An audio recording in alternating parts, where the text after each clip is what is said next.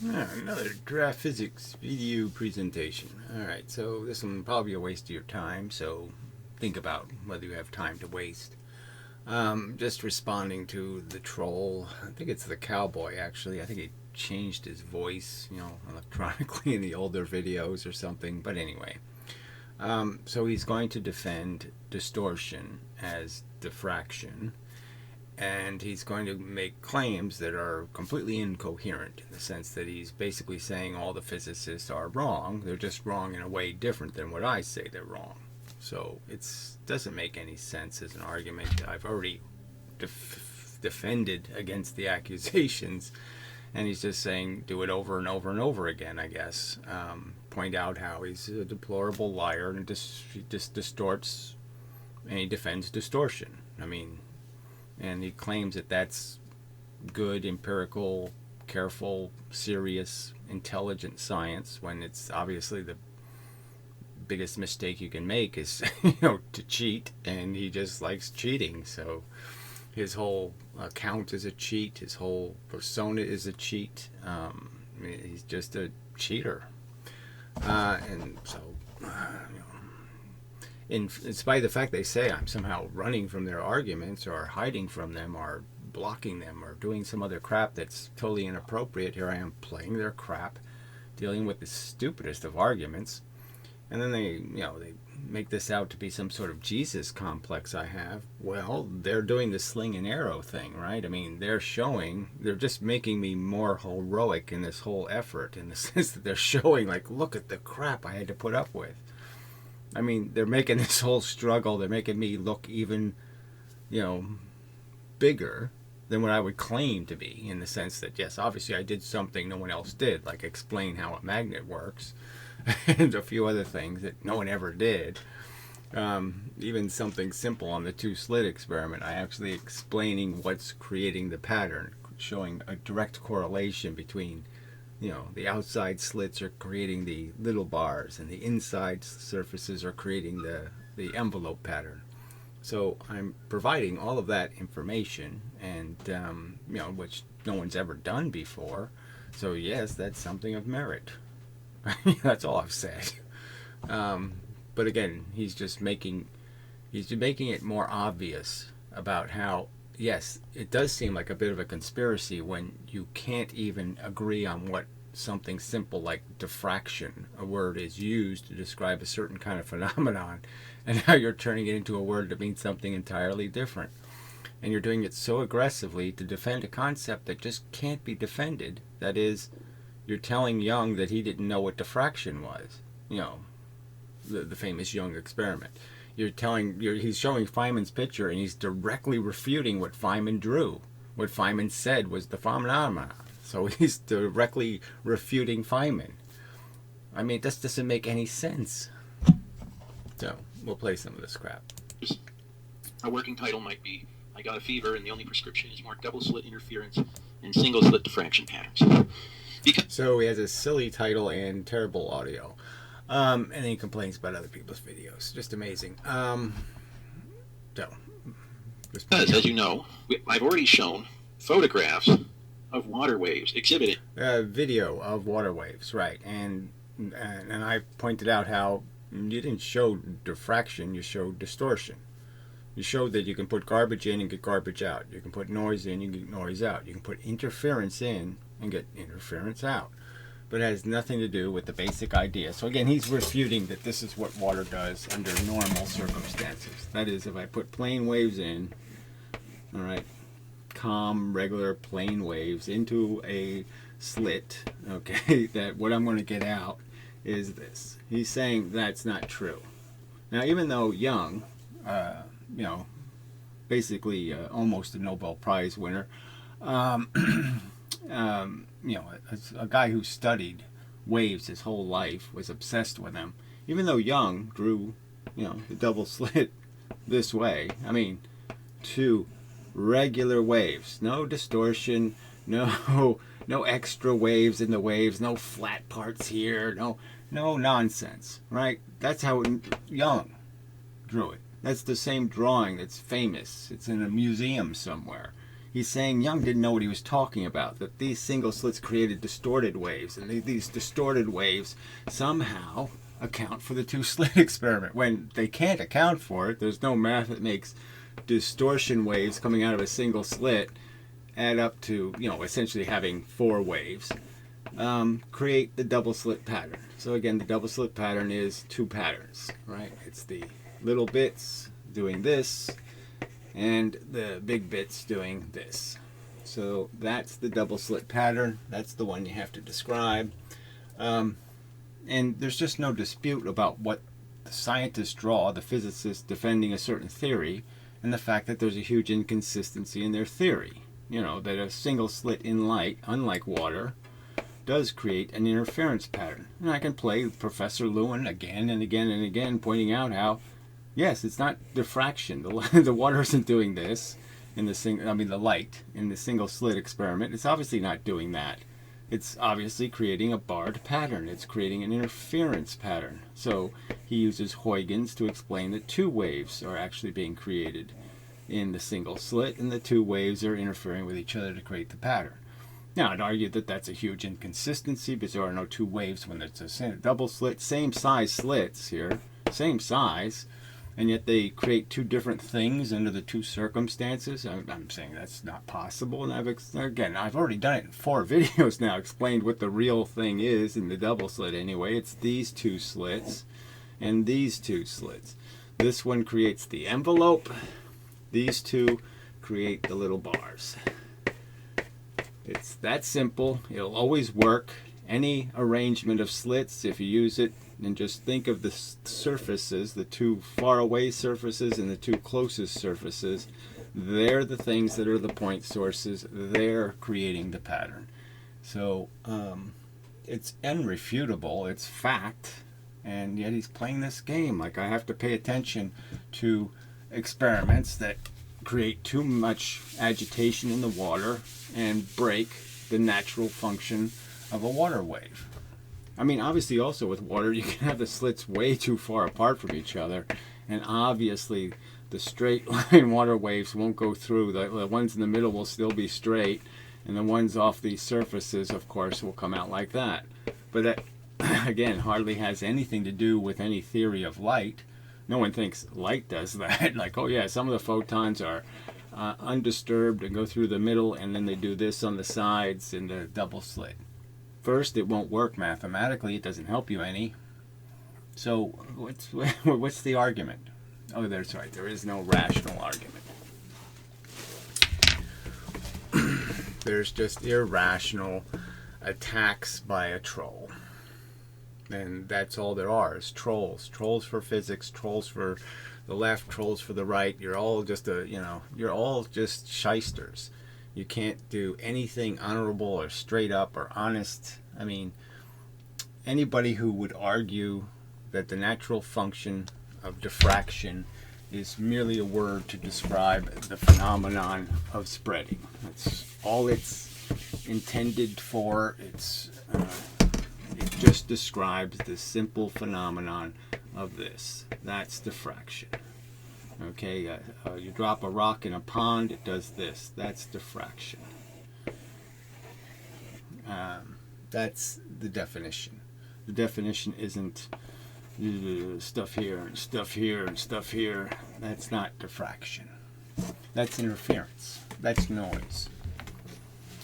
It has other words to describe it. And nobody, just like I said, nobody rational or reasonable or fair-minded or in any sense paying any attention to doing something called the truth could argue otherwise. The exact single slit diffraction and double slit interference patterns that we see with... Alright, so he didn't show any exact double slit patterns in light and compare them to single slit patterns in light. I'm the one who did that. I had the image at the bottom of the videos. The 2 different patterns. The photons. So if I was dealing with rational people here, that would be enough, but I have to continue on the topic. So then the rest of this whole middle section, he's just complaining about what a quote is and all this other stuff. It's pretty simple. I mean, the channel's called Draft Physics. I would prefer. I mean, if you want to go back 10 years and quote me, well, yeah, I'm honestly going to tell you, there's lots of things I said that weren't, I wouldn't stand by now. They weren't good theories. So what? I mean, I think that happens in anybody's life, right? You can quote mine them and say, well, you said in 1918, and then you said 1956. Well, you ought to go with the later quotes, right? To be fair to anybody. So I'm just saying my most recent videos are more likely to be my current precision, and so if you're going to quote something, quote from one of the recent videos. Is that asking too much? But go ahead. If you want to quote mine and you want to sit there and force me to account for something I said 10 years ago, and I'll just point out how, well, that's not my opinion now. The channel was DraftScience. It's one person doing what, it's one person against millions of people, right? I mean, the Einstein, since 1930, there's been lots of physicists working on their silly theory, and shoring it up and contriving these experiments that they just do over and over again that show it the way they want to show it.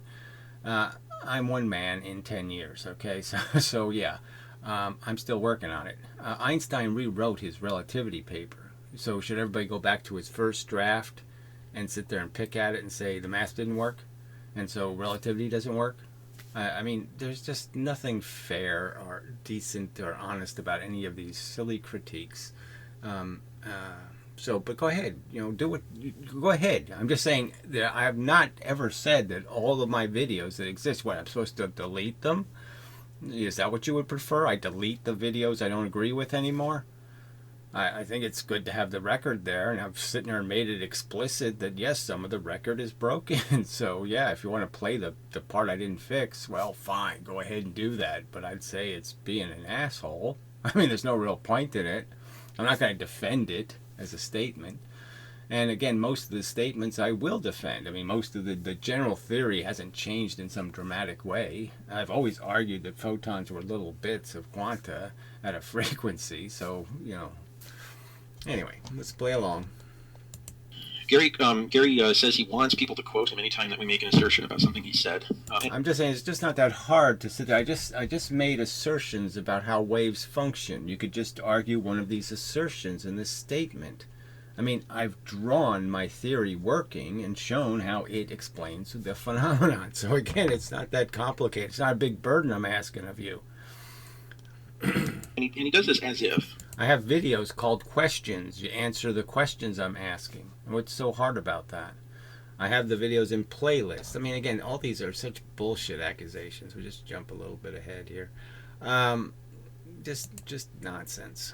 Oops. If he said everything succinctly and made one video on a topic. Yeah, you can't make one video on physics. So, and the topics are blended right into each other, and that's the truth of it. But I've made at least 7 videos now in a row on the double slit on the photons. So what's the complicate? What's your problem? You can't find the photon videos? I mean, it's a pathetic argument. Topic. That would be one thing, if he labeled these videos appropriately.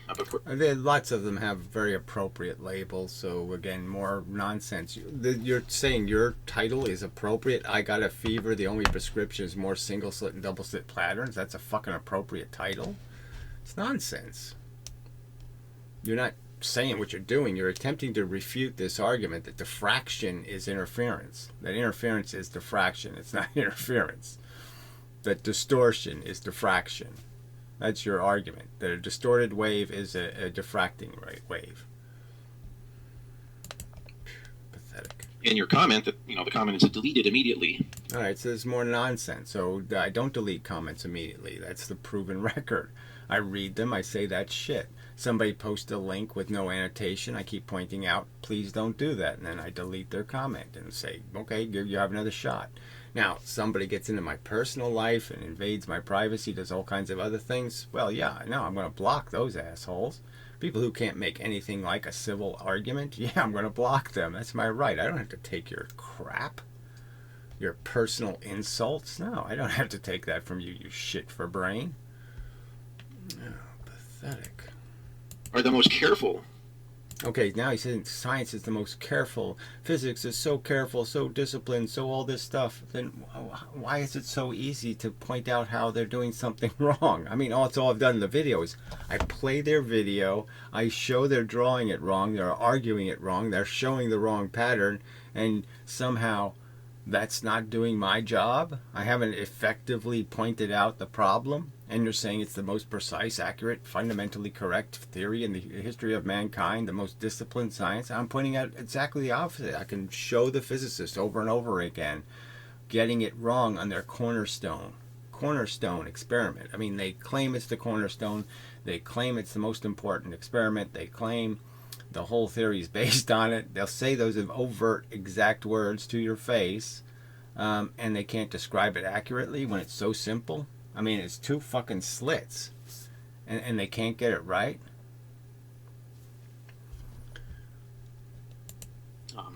People, it's the most careful field of study. I mean, if you compare it to something like psychology, where you can write a paper on very little to no evidence, or if you compare it to... I don't think anybody would pay attention to a paper with very little evidence, so that's sort of horseshit too. There's always evidence in reasoning. So, and reasoning is in a sense evidence. It's a description of the circumstances that exist. Just like a crime, motive is more complicated than, motive versus means, are always nuanced, and you can go into great detail about opportunity. His own viewers, his own subscribers, about the nature of the single and the double slit interference patterns. So he's saying I'm lying to them. That's what he said right there. So he won't point out any of these lies. He won't show me doing it. So play the video clip where I lie. Is that too difficult? You can't just play the clip where I lied about the evidence. I lied about an experiment. I lied about what the guy said. You can't show me doing that? Oh, amazing. I mean, this is so bad. You're just like, how can people like this exist on this planet? How do we create human beings? And this guy grew up in America, no doubt. And how did we create this big a piece of scum who can say shit like this that he has absolutely no evidence to defend it with? That I've lied or cheated anybody in terms of understanding an experiment. That in some way I showed it in some distorted or perverse way. He's the one doing that. He's trying to tell you that diffraction is I can put as noisy a wave as I want to in, and somehow then diffraction means interference. He's the one doing it overtly right in your face, creating a distortion. He's the Ken Wheeler here. Clearly. Okay, and that's what we're going to see in these next few videos and photographs. He also wants to be remembered for some sort of a great accomplishment, okay? Okay, so this is more crap. I've never even talked about how I like to be remembered, but anyway, it's just a fact, okay? All I did was point out the fact. If it's true that I'm right, I've done something rather spectacular, okay? I mean, I outdid Einstein, and I outdid Feynman, and all these people who thought it couldn't be done, and I did it. Dun-dun-dun-dun. That's all I've said, right? That's all. I haven't said anything else. And he just piles all this other crap on. But the fact is again, the fact that this is what I had to fight through. That these are the kind of cheap, shitty shots, that I had to take. I had to have these people invade my personal life, go through all this other bullshit. Why? Because I'm making an argument that you don't like? That you can't counter with an actual, with some kind of honest evidence? You can't play the clip where I'm lying? Amazing. And it's not enough for him. It's not enough for him that this accomplishment is remembered 100 years from now. Think of all the things that are going to be remembered in it, and the Standard Model, but was actually the end-all be-all of physics. In other words, a unified field theory from which nothing could be added to it. He calls this some kind of unification of natural philosophy. I've always pointed out I have no use for any kind of whatever natural philosophy is. I'm not interested. So I'm certainly not unifying that. I'm unifying forces, okay? Gravity, charge, magnetism. That's really all you need. Yeah, I'm unifying those. Well, light, you could throw light in there, but it's a force. So I'm unifying those four concepts: gravity, charge, magnetism, and light. That's what I'm doing. What this has to do with philosophy, I have no clue. Okay, in other words, there is no way to make a better model, because once you've created a theory of everything, there's just nowhere to go. Yeah, well, that's right. Once you have the right answer, you don't need wrong answers anymore. That's right. Once you figure out that 2 + 2 = 4, well, we're done with that one. We don't have to do that one anymore. We're all done. I mean, there's still 4 + 4 = 8. I mean, it's still sitting out there waiting for you. So there's still some work to do in terms of analyzing things. But yes, I would argue that this whole idea of what we are and how we got here and what we all that stuff can be written in a pamphlet. I mean, it's really not that much of a story.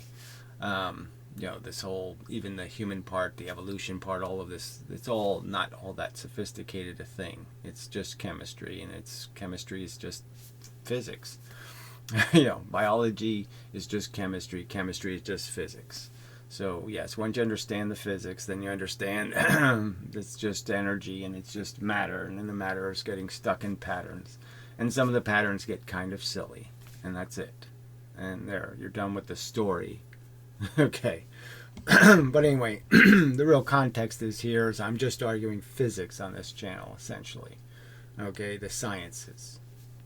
The philosophy part's on another channel. Physics. Something like that will be remembered 10,000 years from now, 100,000 years from now.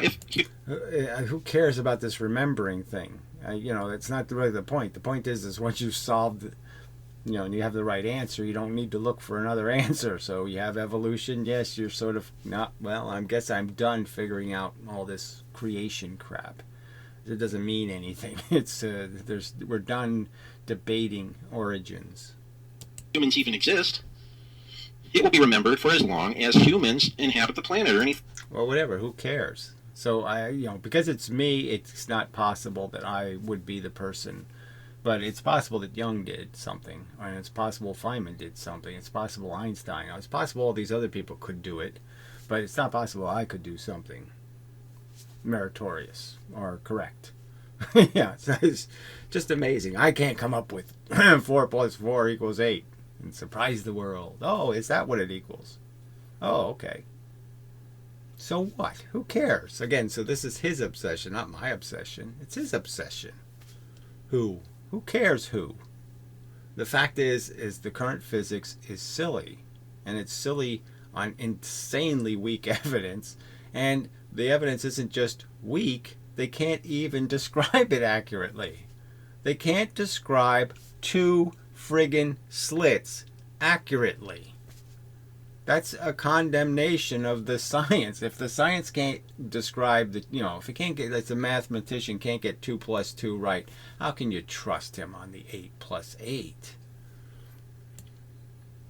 Anyway, it's just so stupid. So this word, natural, what does this have to do with anything? I've never typed these words together in a sentence. It has absolutely no meaning to me, whatever this bullshit term means.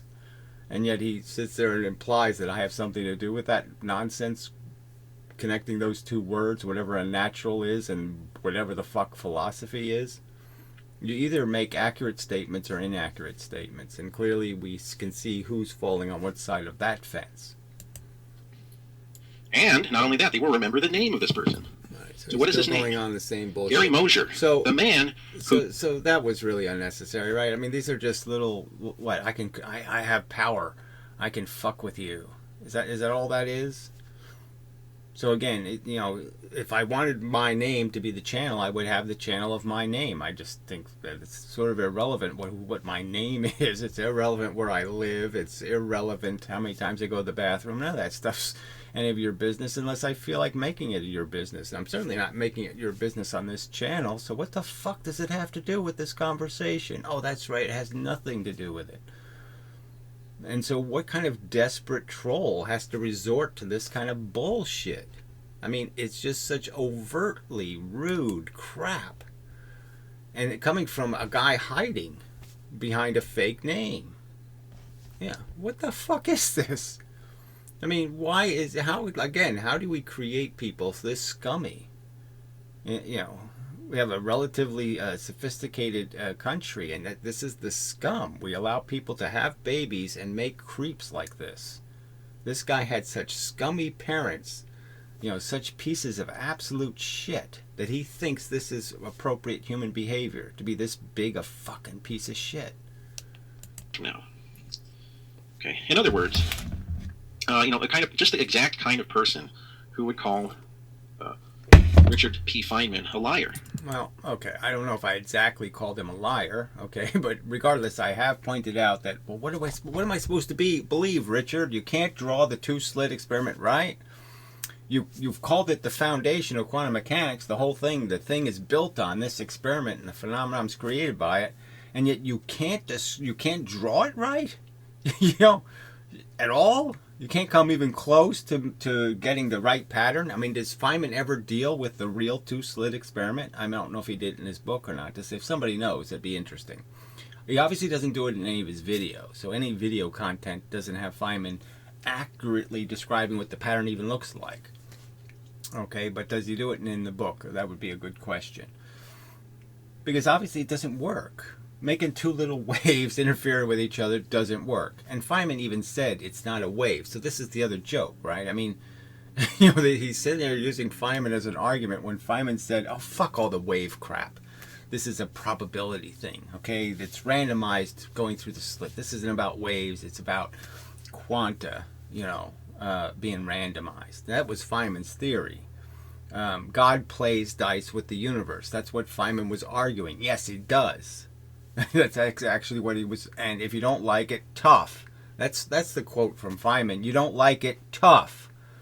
All right. Feynman's quote is, you could try to think of a rational theory that explains these things, but you're wasting your time because I'm Feynman and I didn't think of it. I can't figure out a rational explanation, so you shouldn't even try. That's Feynman, okay? His best friends point out how arrogant he is. So what is this as a source of something?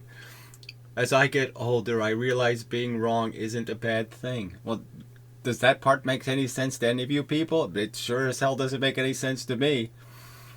Being wrong sucks. I knew it when I was young, and I know it even more now. I mean, when I was younger, you make some mistakes, so what? But as you get older, you realize, well, yeah, that's the whole game, really. These stupid little mistakes you make. You smoke cigarettes when you're 11 years old, and you're stuck with it for the rest of your life. Mistakes suck. Okay, yeah, they suck.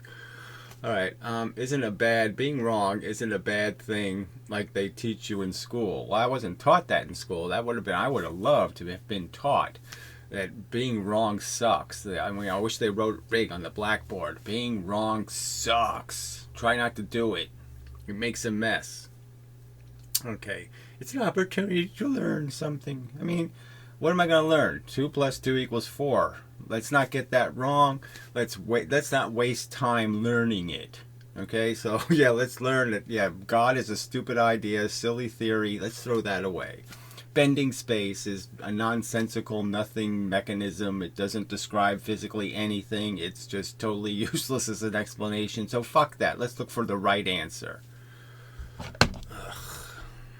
God doesn't play dice with the universe. First, there's no fucking God, and there's no hand to throw the dice. So you're out of luck, Richard. Okay, your silly theory that some force in the universe is randomizing things is stupid. It's a crappy explanation. It's a bad theory. Learn something from it. Okay, but he's dead, so he can't learn anything.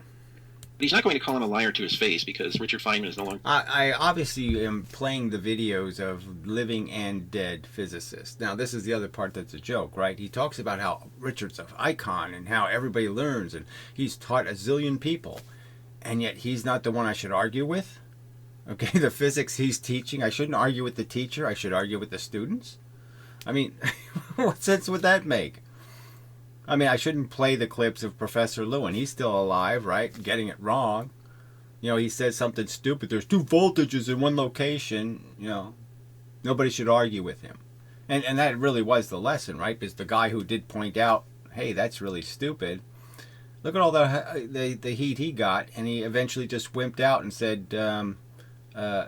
thank you, when he was told, you're proving you're as dumb as a flat earther. And he took it as I'm sorry. So Professor Lewin said, I'm sorry you're as dumb as a flat earther. And he took it as, okay, thank you. I'm glad you're sorry. Hilarious. I mean, these arguments are so bad. We're here to defend himself. Right, I wish he was. But again, what else am I have really no alternative. I'm not just sitting here going, oh, well, Richard Feynman was a terrible womanizer and he was, a horrible human being, blah, blah. I'm not wasting time doing any of that. Now, Ken Wheeler wastes his time saying, just quoting Tesla insulting Einstein. He's a fuzzy-haired crackpot. I'm not making videos doing that. So what's your complaint? I mean, if I was just insulting Feynman, fine. But I'm playing Feynman's videos, right? And it would be nice if Feynman could watch his old video and say, yeah, I really did draw that like a piece of shit. Okay, I made a mess out of it. Be nice if he could have to account for what he did. What he did on film. It's not my fault, okay? Again, any one of these people could have said, oh, don't take me too seriously later in their life. When you watch that video, yeah, it's got some errors in it. He could have done that shit before he died. He knew he was dying, so he had plenty of time to, suggest to the world how he would like his archive to be treated. He didn't bother. Okay, he's not here to answer to the charges that he's a liar. Okay, but if he... Okay, what do you want to believe? Either lying or he's so stupid, okay, he's doing physics and he hasn't even really analyzed the experiment he's describing. He never bothered doing it or researching it, seeing what the real pattern was. I mean, am I supposed to believe he's ignorant? He doesn't know that the double slit creates the two patterns, that there's the envelope that you have to explain also. Am I supposed to believe he didn't know? He doesn't know that the slits are a millimeter apart and they can't create two single slit waves that are inches apart on the screen? Because there's only a millimeter of difference between where the two patterns will be located. He doesn't know enough physics to know that doesn't make any sense? Or is the answer that, yeah, they don't care. They have paid no attention. So it's the same as lying. It's lying if you're going to sit there and say, I'm an expert on this, when they obviously haven't paid any attention at all. They just got the Bible written to them and they memorized the Bible and they're just reciting it. They have no understanding of what the words mean. What other conclusion is there? You're supposed to take a scientist seriously who paid so little attention to detail. So he's lying about being a scientist, I guess would be my argument. Because that's not being a scientist. To not give a shit about the details of your cornerstone experiment. To say it's the cornerstone of our philosophy, and yet to have so little knowledge of the actual details is pathetic. If this man were still alive, let's zoom in. And this is a quote of his. Right? As I get older, I realize being wrong isn't a bad thing like they teach you in school. It is an opportunity to learn. Right, there's lots of quotes. You don't like it? Tough. Yeah, lots of quotes. Or something. So this is the man that Gary says is not only a liar, not only a compulsive liar, but Look, he's either one or the other. He's an idiot on the subject of physics, okay? The cornerstone experiments of physics, he's an idiot on those subjects. Or, yes, he's just full of shit. He's just playing games just to he's quote mined the evidence and played his own rationalization games, just like some kind of the religious person who sticks the microphone in their ear and pretends to be a psychic and heal people and all that kind of crap. He's just doing the propaganda for the cause. They believe, and that's all that's necessary. I can lie all I want if I'm doing it for God. And so he's lying for the God of randomness.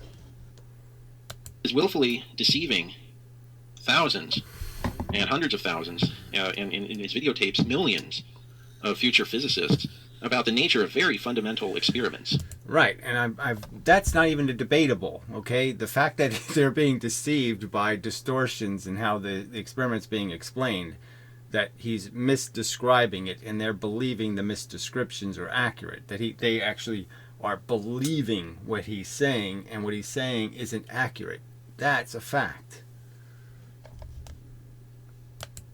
They're being told 2 plus 2 is 3, okay? And he's making a fake, phony, fraudulent argument about why it's 3.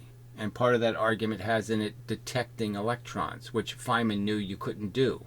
And yet he was talking about doing it, as if they had done it. And what happens? You know, when you attempt to detect, what happens?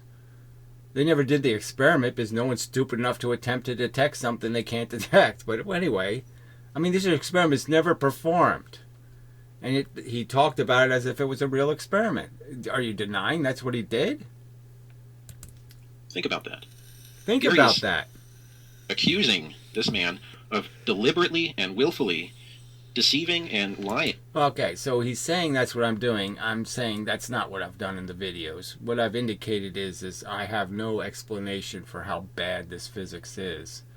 So if you want to tell me, he's like I said, he either doesn't know shit about physics, the concepts and the experiments, or, I mean, he's an idiot, or he's a liar. What you choose? He doesn't know the double-slit pattern is a complex pattern. It has more than one component in it. He doesn't know that? About the nature of very fundamental experiments in physics that go back 100 years. Right, that's what makes it all the more laughable. These are like dropping rock, you know, into water. And you're saying, oh, the water distorts and interferes with itself. No, it doesn't. You need 2 rocks for that. I mean, you know, Young didn't even use slits. I mean, his wave machine is little things that just poke the water. Do you really think that he thought I could put the poker in fast enough to create interference patterns with a single slit or a single wave? I don't think so. There's no evidence of so. So you're arguing for something none of these physicists argued for. And even more in the case of Galilean relativity. Whatever this why does this have anything to do with it? I don't have any real opposition. Look, Galileo obviously didn't know what atoms were, didn't know what electrons and protons were. So I mean, but I don't have any opposition to Galilean relativity in the sense that obviously when things are in motion together, they're sharing a common circumstance. So yes, there's things that are going to be relative to the fact that they're both going 70 miles an hour. And that has a consequence, but there's no bent space in Galilean relativity, for fuck's sake. Also denies, which is even more amazing. So that, I think, is a lie, but whatever. What part of Galileo's theory have I explicitly said is a lie or I don't believe? So what would Richard Feynman say if he were here to defend himself? What are the types of things that he might say to defend himself and his reputation as a physicist? Yeah, this is where you're going to have real trouble because you got no hope here, right? What do you think he's going to say? I mean, if you point out, well, you just described physics that doesn't describe the actual pattern. So why are you saying it happens a certain way when it can't happen that way? Because it's not the right pattern. And the math doesn't work. It's not really accurate. It's not really describing it's not predicting the right outcome. So why are you saying it's the right math when it doesn't predict the right outcome? Well, you will not have that opportunity because Gary is going to call him a liar on his videos in public. And right, and I wouldn't be doing that unless you were saying Feynman told me so. So you're saying Feynman is the source of the great insight into reality. You're the one pointing to it. Well, I believe it. Feynman says so. That's what you're doing. You're pointing to him as the icon. So point to somebody else then, and I'll go play their video. So point to the current living physicist who's doing it right, okay, or doing it Feynman's way, and I'll critique his video. I'm open to suggestions. You tell me who's doing it right. You show me the video accurately describing how a magnet works, and I'll go play the video tomorrow. I mean, I'm not the one hiding from it here. You are. Knowing full well that Richard cannot respond because he's no longer here with us. So this is more horseshit. Like, that would be some reason why I'm not allowed to play a dead man's video, is what he's basically saying. So you can all point to the dead man, okay, as where you're as a source for your knowledge, as the reasoning and the defense. And this is who taught me, your teacher. And I'm not allowed to critique the teacher because he's dead. Is that your argument? It's a silly argument. Okay.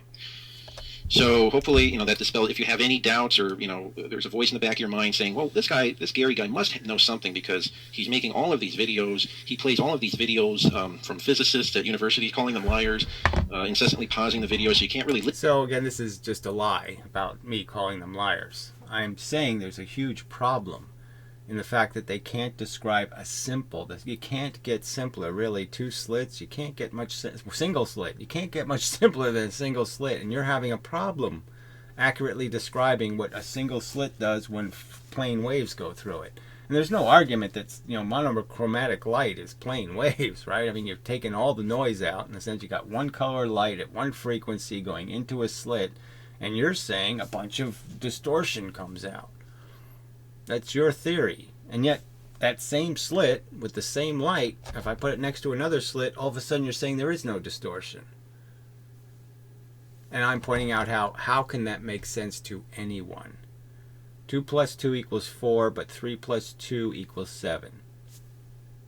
No, can't. It doesn't work that way. Listen to the lectures, but you can listen to sort of an interpretation, a reinterpretation of what they're saying through him. If he's doing this, okay, so he's saying when I actually play the videos, it's a reinterpretation. So somehow I'm cheating this video because I sped it up. I mean, it's a common practice. I mean, you can't do hour-long videos, responses without breaking the rules a little bit. It'd be nice if I had could afford to waste as much of people's time and all that kind of stuff. But people can hear what you're saying. They understand the points being made. So there's no, again, so these people are actually arguing that somehow you're being unfair to the argument by playing someone's video. I'm begging you to play one of my current videos, okay, without quote mining it. Play it and point out where I'm saying something that's a distortion or a lie or a fib or any of that crap. But it isn't in the videos, liar. He must know something, right? Well, no. In fact, all of this is not evidence that all this evidence of extreme confidence and of confidently... So more nonsense about nothing, right? I mean, it doesn't have anything to do with the argument I'm making. I'm drawing you the pictures and saying this picture works, that picture doesn't. Asserting the truth of his theory is not evidence that... I just want to say also that, of course, there are many examples in physics, in the history of physics, where physicists have stated things with certainty and asserted things with great confidence. All right, so he spent a whole little spiel here earlier on talking about how precise physics is, most precise science ever, gets everything right, blah, blah, blah, blah, blah. And then he talks about how, oh, no, they don't really do that. They're very humble. They always say how we could be wrong. I mean, how many times have I played a video by a physicist who said nail in the coffin? I mean, it's at least 4 or 5 physicists, professors, who have said this was nail in the coffin evidence of wave theory. And then he says, no, they're humble. They're not humble about anything. I mean, to Sean Carroll's credit, he does point out that his theory of multiple universes is unfalsifiable, and basically says I can't prove it. But that's as humble as physics ever gets. But the rest of it, entanglement, he won't. He'll make the argument we proved it. He certainly thinks we've proven gravitational waves and we've proven all this other stuff. So why are you arguing something so ludicrous that physics is some humble player and they haven't drawn any hard conclusions that they're shoving, hard down the throat of the ignorant? That turned out to be wrong. Not only that, there are many instances of physicists saying things that are not only unfalsifiable, but are really non-scientific. And we're also going to go into those in detail.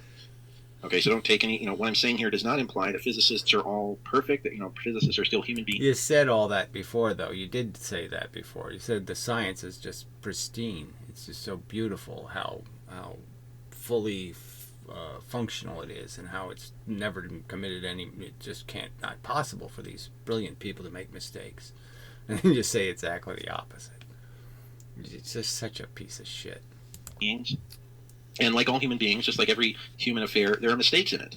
Okay, and we're going to cover a lot of those mistakes that were made in physics, in the history of physics. And these types of mistakes are not evidence that... And how are they mistakes? They're mistakes because you say so. Some ignorant asshole is going to judge where they made a mistake. You know, oh yeah, it was Newton made a mistake because he didn't fall for some dopey bent, you know, he didn't take a tablecloth and put something on it and say, oh yeah, it's dented. Yeah, it's like gravity, it's a dent. No, Newton wasn't stupid. The standard model is wrong, or that physicists are lying, or that there's some kind of big conspiracy to hide the truth. Now, quite the opposite. This is actually evidence that physics is one of the most rigorous fields of study in all of human affairs. So again, 1 minute it's rigorous, the next minute, oh, it's subject to all kinds of mistakes. It doesn't make any sense. If it was rigorous, it wouldn't be making these silly mistakes. And that's the obvious thing. Again, it's just 2 slits, for fuck's sake. 1 slit, for fuck's sake, and you can't get that right. And you're talking about how rigorous. No, it's not. There's nothing rigorous about this nonsense. Including things like mathematics and chemistry. Yes, they're math where they turn frequency into momentum, which they're not the same thing. That's why there's separate words for them, is because they're not the same thing. Just stupid. You can't say anything else. It's just stupid to say frequency is momentum. It's not. There should be an equal sign between the two things. Okay, physics turns out to be, bar none, the most rigorous. Okay, and people who perform physical experiments are, as far as human affairs goes, the most skeptical people, and the most. Okay, so this is just words. I mean, I've proven the otherwise. I've proven they're not rigorous. I've proven they haven't picked at these experiments at all, and they've jumped to silly conclusions that a little bit of investigation could demonstrate to be nonsensical, like your whatever it is, your distorted diffraction as being the cause. It's a silly thing to think. Certain to not just trust what has been written in the past. So let's go into the ripple tank. This is a ripple tank. You can purchase ripple tanks on the internet, and they show the exact interference patterns that certain people in New Jersey say cannot possibly. All right. So again, when the most famous person did this experiment, ripple tank, Young, and he drew a picture of it. Okay, why did he draw his own ripple tank wrong? Why did he distort and pervert his own ripple tank? So a guy who spent his whole life studying these things, waves, okay, couldn't draw his own ripple tank experiment. 2 single slits, 2 plain waves. Why did he draw it this way when he didn't believe that's what happened? Why did he do it? Why did he draw it wrong? If he didn't believe this is exactly, just take this up, and this is exactly Young's drawing, okay? Now, he didn't draw these waves as loopy-doopy things. He didn't draw them all crookedy and bent. So why didn't he do that if that's what they really are? If they're really got a bunch of diffraction here and a bunch of diffraction here and diffraction meaning interference, noise. They have a bunch of noise in them. Why didn't he draw that noise in them? Oh, that's right, because he didn't see it. Because it isn't there when you do the experiment honestly. When you put plain waves in, you get plain waves out. Plain diffraction out. And only for the purpose of confusing you or distorting the truth would anybody argue otherwise. So he can show somebody putting wobbly waves in. Okay, you can show somebody doing that. And you get wobbly waves out. Okay. Does that prove that that's what light is? Light is these wobbly waves going in? Well, then why do they keep drawing them as straight lines? Why did Feynman draw them as straight lines? Why does all the Shakar, why does he draw straight lines? Why? Why does Dr. Quantum draw straight lines? Amazing. I mean, it's just a silly argument to have to re-argue this. It's so simple, so obvious, and you're saying he's going to force me to do it again? It's in Young's drawing. Explain why Young didn't know that a single slit creates interference. Explain why Young didn't know that. be exhibited in water waves. Okay, so this is a physics teacher. Let's say the pattern. You can actually buy a ripple tank here. And it comes with various interference pieces. So that here we show constructive and destructive interference patterns in these double-slit patterns. They also have single-slit diffraction. Well, let's just understand how silly and patronizing this is, right? I just played the video of a guy at the Royal Institution actually using Young's wave box. The actual one that Young drew his pictures looking at. I mean, I played the video where the guy's actually using that 200-year-old experimental device. And he's sitting here playing a game like we don't know what fucking wave tanks are. I mean, just, you can't get, this is just such a pathetic argument. The fringe patterns on the edge are not easy to see because the ripples are so slight. So in this video, I don't even think they're visible. Well, you can actually see them even here, even in this video. Now remember, the diffraction pattern of the light, of a laser beam, is such that 80 to 90% of the light is actually reaching the middle lobe. Okay, so the fringe patterns on this. All right, so now he's making another argument that, okay, water waves do that? Does 80% of the water wave do the same thing? No, it doesn't. It obviously spreads more because it's a medium. Okay, so this is just more, crap. So yes, photons aren't water. And this is just another example of how they're not water, because photons can travel straight through the slit. And only the photons that hit the edge of the surfaces are the ones that are going to be affected. So obviously if you make the surface smaller and smaller, the opening, that it's more and more likely that you're going to have a photon that hits this edge, right? If I take away all of this, right, then all there is the surfaces, and I'm more likely to have a photon interact with the surface, and that's what's causing the diffraction. So I can make most of the light diffract if I make the slit smaller, in a sense. Side comprise at most 20% of the light. Okay, so if there's a diffraction pattern at all in water waves, you would expect the fringe patterns to be very slight and hard to see, especially if you're using a ripple tank like this. But you can still make it. So let's just point out again. I'll just go back to saying, okay, so Young was wrong. He couldn't draw his own ripple tank correctly, and that all the physicists who have ever drawn two waves coming out of the two-slit experiment, two round waves, they don't understand diffraction, and they don't understand that those round waves are wrong, and that they're really distorted waves. That's his argument, right? I mean, it's nonsensical, can't make any sense in anybody's universe. It's just not possible to be anything but a retarded multiverse. I mean, a multiverse that's just piled up a ton of, 2 + 2 = 1. I mean, insane kind of nonsense. Only in that universe could this video play and brains just go, what the fuck? I mean, you'd have to be raised in a fourth world country to be this fucking stupid. Out some patterns. Here we have another. Here we can see. I think this is an example of diffraction in nature. No, this is another video. Okay, so here we have more diffraction. Again, this is not manufactured. So again, why didn't when Young drew it, why didn't he draw the wave all lumpy like this and then straight and all going around these? Why didn't he do that? Because obviously water and light aren't the same thing. That's one of the reasons. But clearly, this is obviously an example of where this is what happens when you put jetties in the way of water, not slits.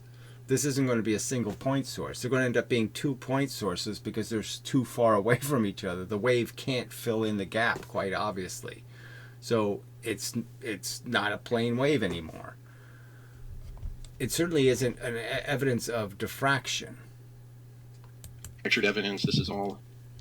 These are experiments that are done by hundreds of thousands, if not millions, of physicists every year in various physics departments. Right, and so you're saying that those hundreds of millions of physicists would agree with you that plane waves in make plane waves out, and that distorted waves in are obviously two jetties are going to create a different pattern than a slit.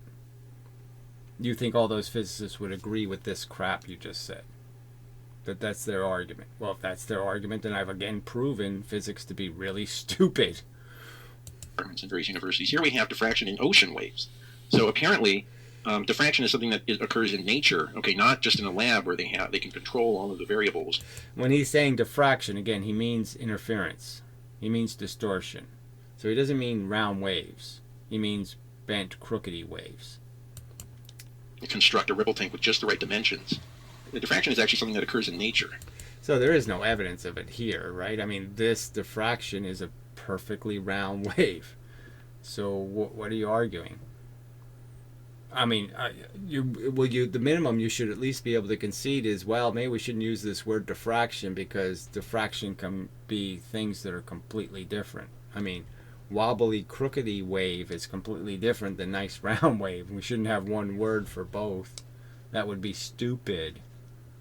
I mean, up and down should have different words. Things that are fundamentally different should have different words describing them. Okay.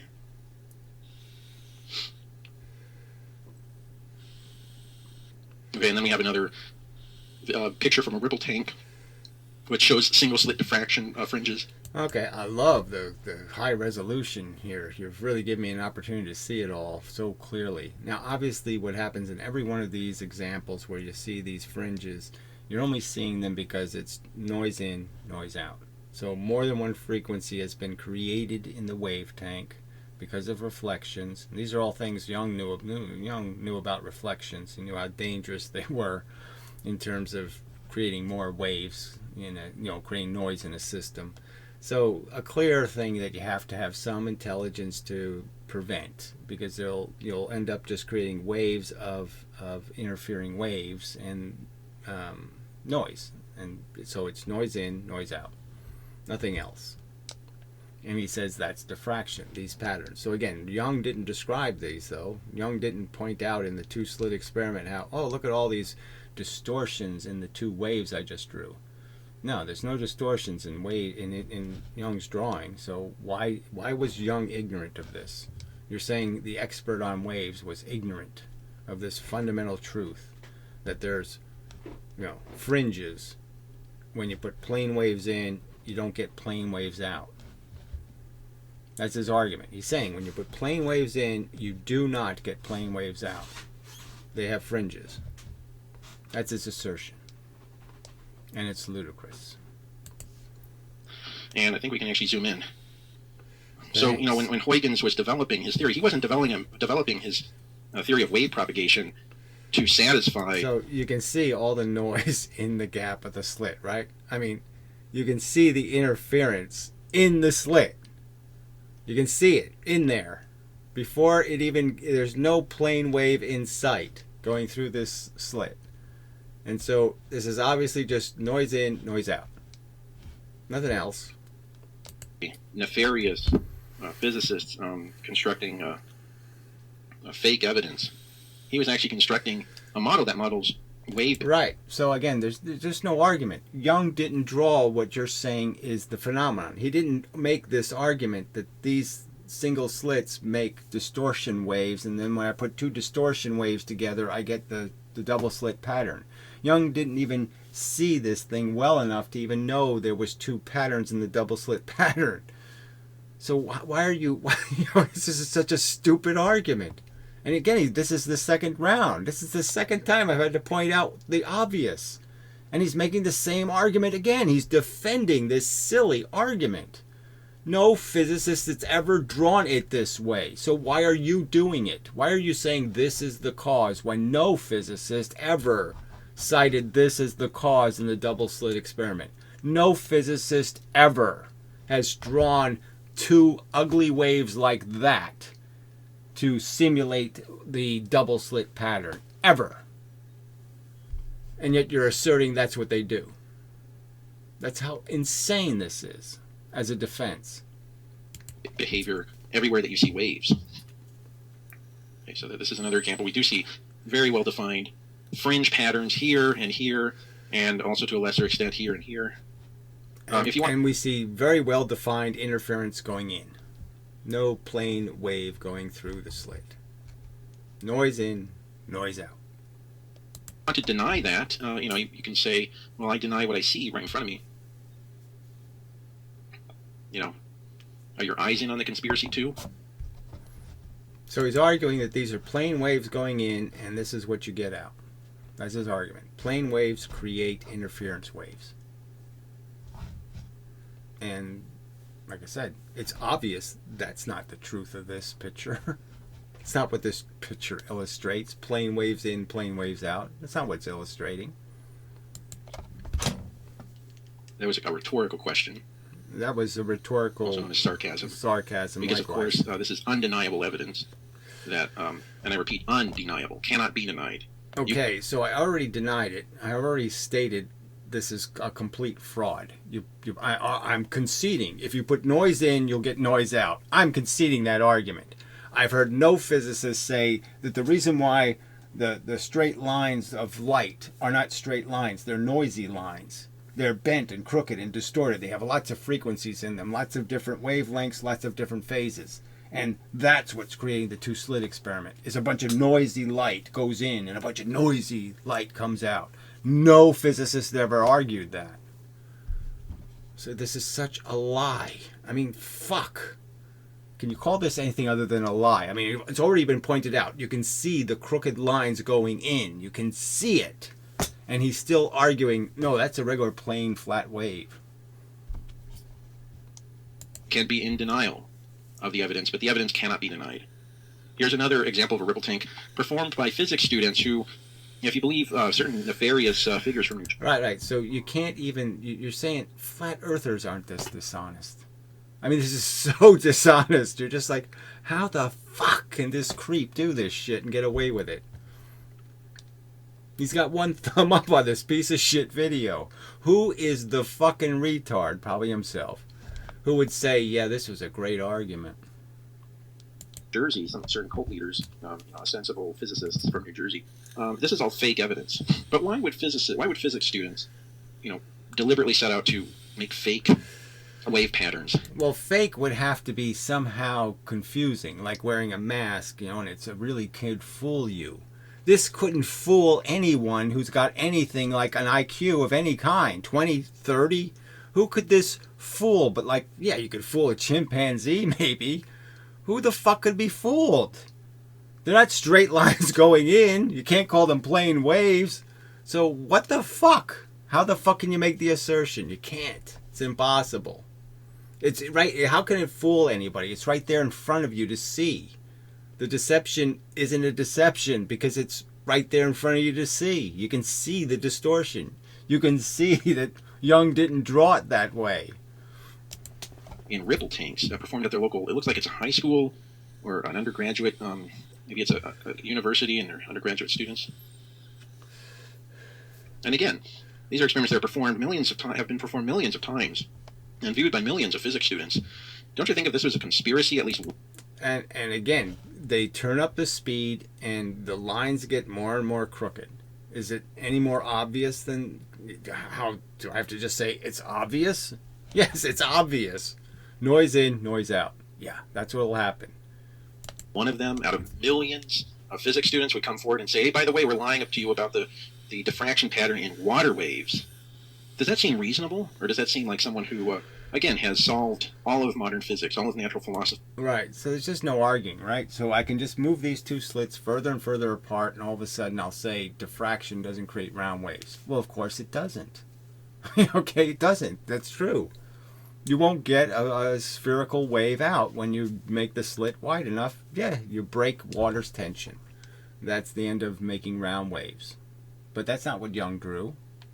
That's not what all the physicists draw. So explain their drawings, please. Forever and ever. Does that sound like something only someone who believes they have unified natural philosophy, not just for the next 100 years, not just for the next 1,000 years, but comes out of the wave equations that are used to model not only water waves, but also light waves and sound waves. All right, so I already pointed out the real equation they use for diffraction gradients, that is multiple slits. And the multiple slit mathematics is doing exactly what my theory claims is the function. The math is exactly descriptive of exactly what I say happens. So we can just do it with the two slits and the wave equation, in this case the real equation, okay, basically just says you could just label these A, these surfaces, C and D, and then you'd go E and F for multiple slits. You just keep going E, F, G, H, and they're all just pairs. And all the math does through an integral is say, first take these two, okay, and do your math. And you'll get a certain wave separation. You'll get this. All right, and then do these two.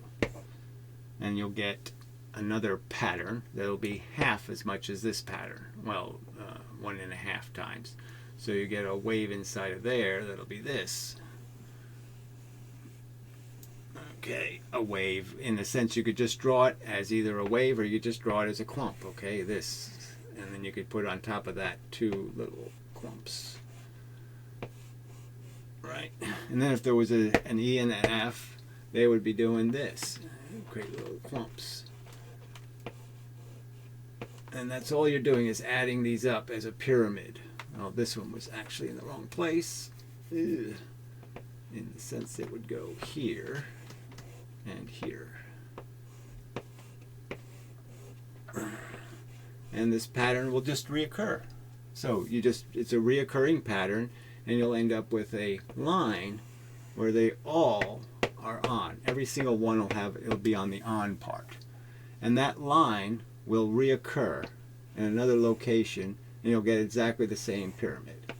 And then another location, you'll get exactly the same pyramid. And that ends up being the spots you see, okay, in the actual pattern of a diffraction gradient. So depending on you add more slits, you're always doing this. So the math is exactly this. The math says these are the 2 locations. And these are the 2 locations that are in the math. They're the point sources that you send the light from. These edges. And they decide where the little clump is. So the math is perfectly consistent with my theory and can't be drawn with theirs. Their theory can't draw it because they'd have to put a wave here.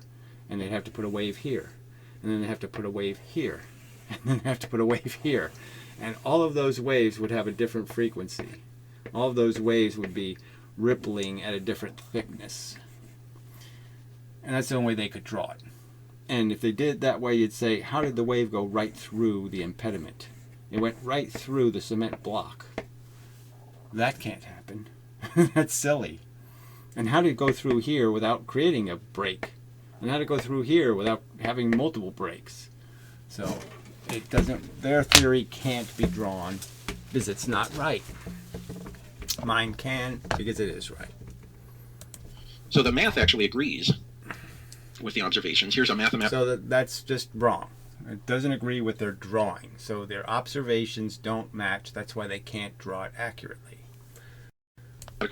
Model that's used to create a simulation of water waves. And we'll notice that it exhibits the exact same diffraction pattern. Let's get Okay, there was no exact same diffraction pattern. So we saw that a single drop created nice round circular waves. There was no pattern. There was no interference. There was no fringes. Skip ahead. Here's the diffraction, and I'll zoom in just so you can see it. So contrary to... So what he just showed, you just see it right here. The waves come in, they hit this barrier, they bounce back, and they start creating all of this interference. Look at all the noise in the tank. Okay, where the waves are going through. The math does predict the diffraction. So imagine, this is just such nonsense. So again, that would be the very thing Young would say, oh, you broke the experiment right there. Because if you do that in the double slit, you won't get the right pattern at all. You have no chance. If you put all this diffraction in each slit, you'll have no chance at all. So again, why, if this is the accurate pattern, why didn't Young draw it?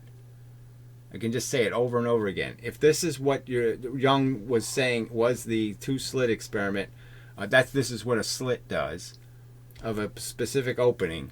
If this is what he believed, why didn't he draw it? I can just say that over and over again, right? Why doesn't any physicist on Earth right now draw this when they draw the two-slit experiment? Why don't they draw it this way? Oh, that's right, because nobody's stupid enough to think that's diffraction. Gradient. I'm sorry, the diffraction fringe patterns. Fringe. Here and here. Okay? I mean, unless you believe that all of these mathematical models are fake too. Are you that crazy? Right. So I'm not the crazy one, right? Because I'm saying clearly noise in, noise out. It's so obvious. It's right there in front of you. Is there anything not noisy about? There's no noise going the other way. Do you see that? Those are nice straight flat lines. Are the lines flat and straight that are going into the slit? No, they're not. So obviously I'm not contending that those are plane waves. So you're the one arguing that plane waves create the same pattern. So even if that noise wasn't there, somehow it would create these fringes. And obviously we know that wouldn't happen. So all they have to do is turn down the noise and it'll be fine. And you're pretending it wouldn't. Turning down the noise wouldn't change anything. Getting rid of that noise wouldn't change a thing. That's your argument, shithead. And it's a silly argument. Is anybody that crazy? Detecting photons and electrons in double and single slit setups. We can just go through these very briefly too.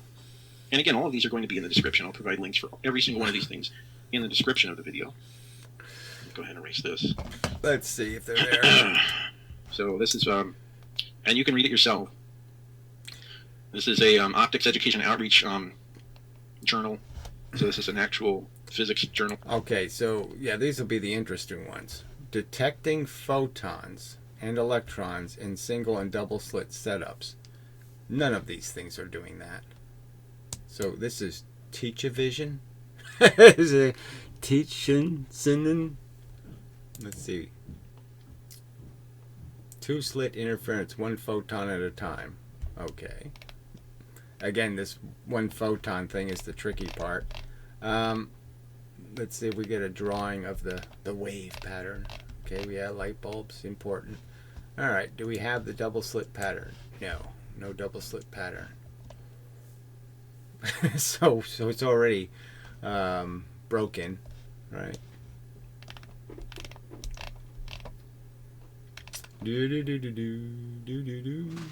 So these are superimposed. It's why would they have these two patterns apart from each other than they must be insanely close to the slits, right? To have these two superimposed on here. But isn't that exactly what I'm saying? My exact argument is, yes, the two interior slits throw photons here, the two exterior slits create the rest of the energy. And because these are drawn based on intensity, you can change the width here and that'll change the height here. So clearly there is no gaps here. So if you get rid of these gaps here, that would obviously widen these here, and then they wouldn't be as tall. So this is an example of showing how flat waves create interference patterns. Oh no, it doesn't do anything like that. Yeah, nothing at all like that. So fail. Yeah, complete failure. Let's see, we'll go one more just for the fun of it.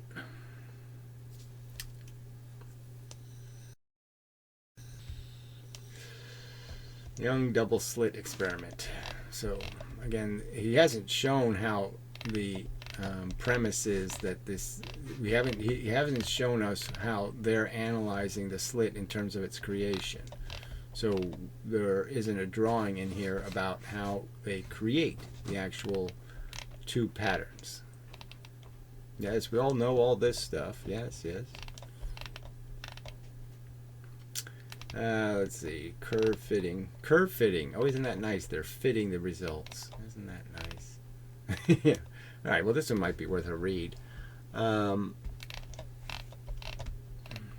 So in this paper, we have shown how exactly conducted experiments with computer methods can be used to teach important ideas in optics. Well, yeah, they're teaching them rather than proving anything. Oh, okay.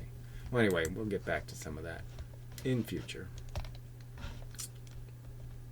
Article, an optics physics journal article. And if we scroll down here we go. We can actually see, I think we can zoom in here.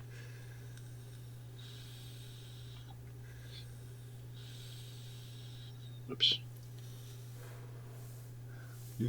Okay, so this shows, the figure on the left shows a pre-fitted calculation.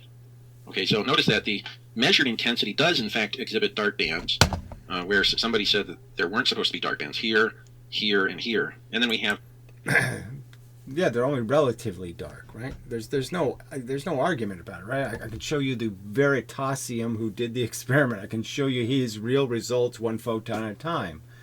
Okay, and there's a whole big pile of stuff underneath that pattern. So again, this isn't inconsistent with my argument at all. Clearly I'm pointing out that you have more photons at the bar locations. Doesn't mean that there's nothing underneath. You can clearly just take your computer simulator, let's just cut off the stuff that's underneath there. Yeah, you're allowed to do that. Doesn't mean that that's the truth. And I don't know what these two humps are, right? Is this again an obvious mistake where they're making the slits separate from each other? The calculated intensity prior to being fitted. And this is the measured intensity with the fitted in calculated intensity using Fraunhofer at double-slit diffraction. Now, notice and that's exactly this math. So it's the math that basically points out the point sources are the surfaces. So the math where the point sources are the surfaces, not the middle of any wave, that's the math he's saying it's fitted to. Yeah, that's this drawing. That's not their drawing. It's my drawing. My drawing is the right drawing.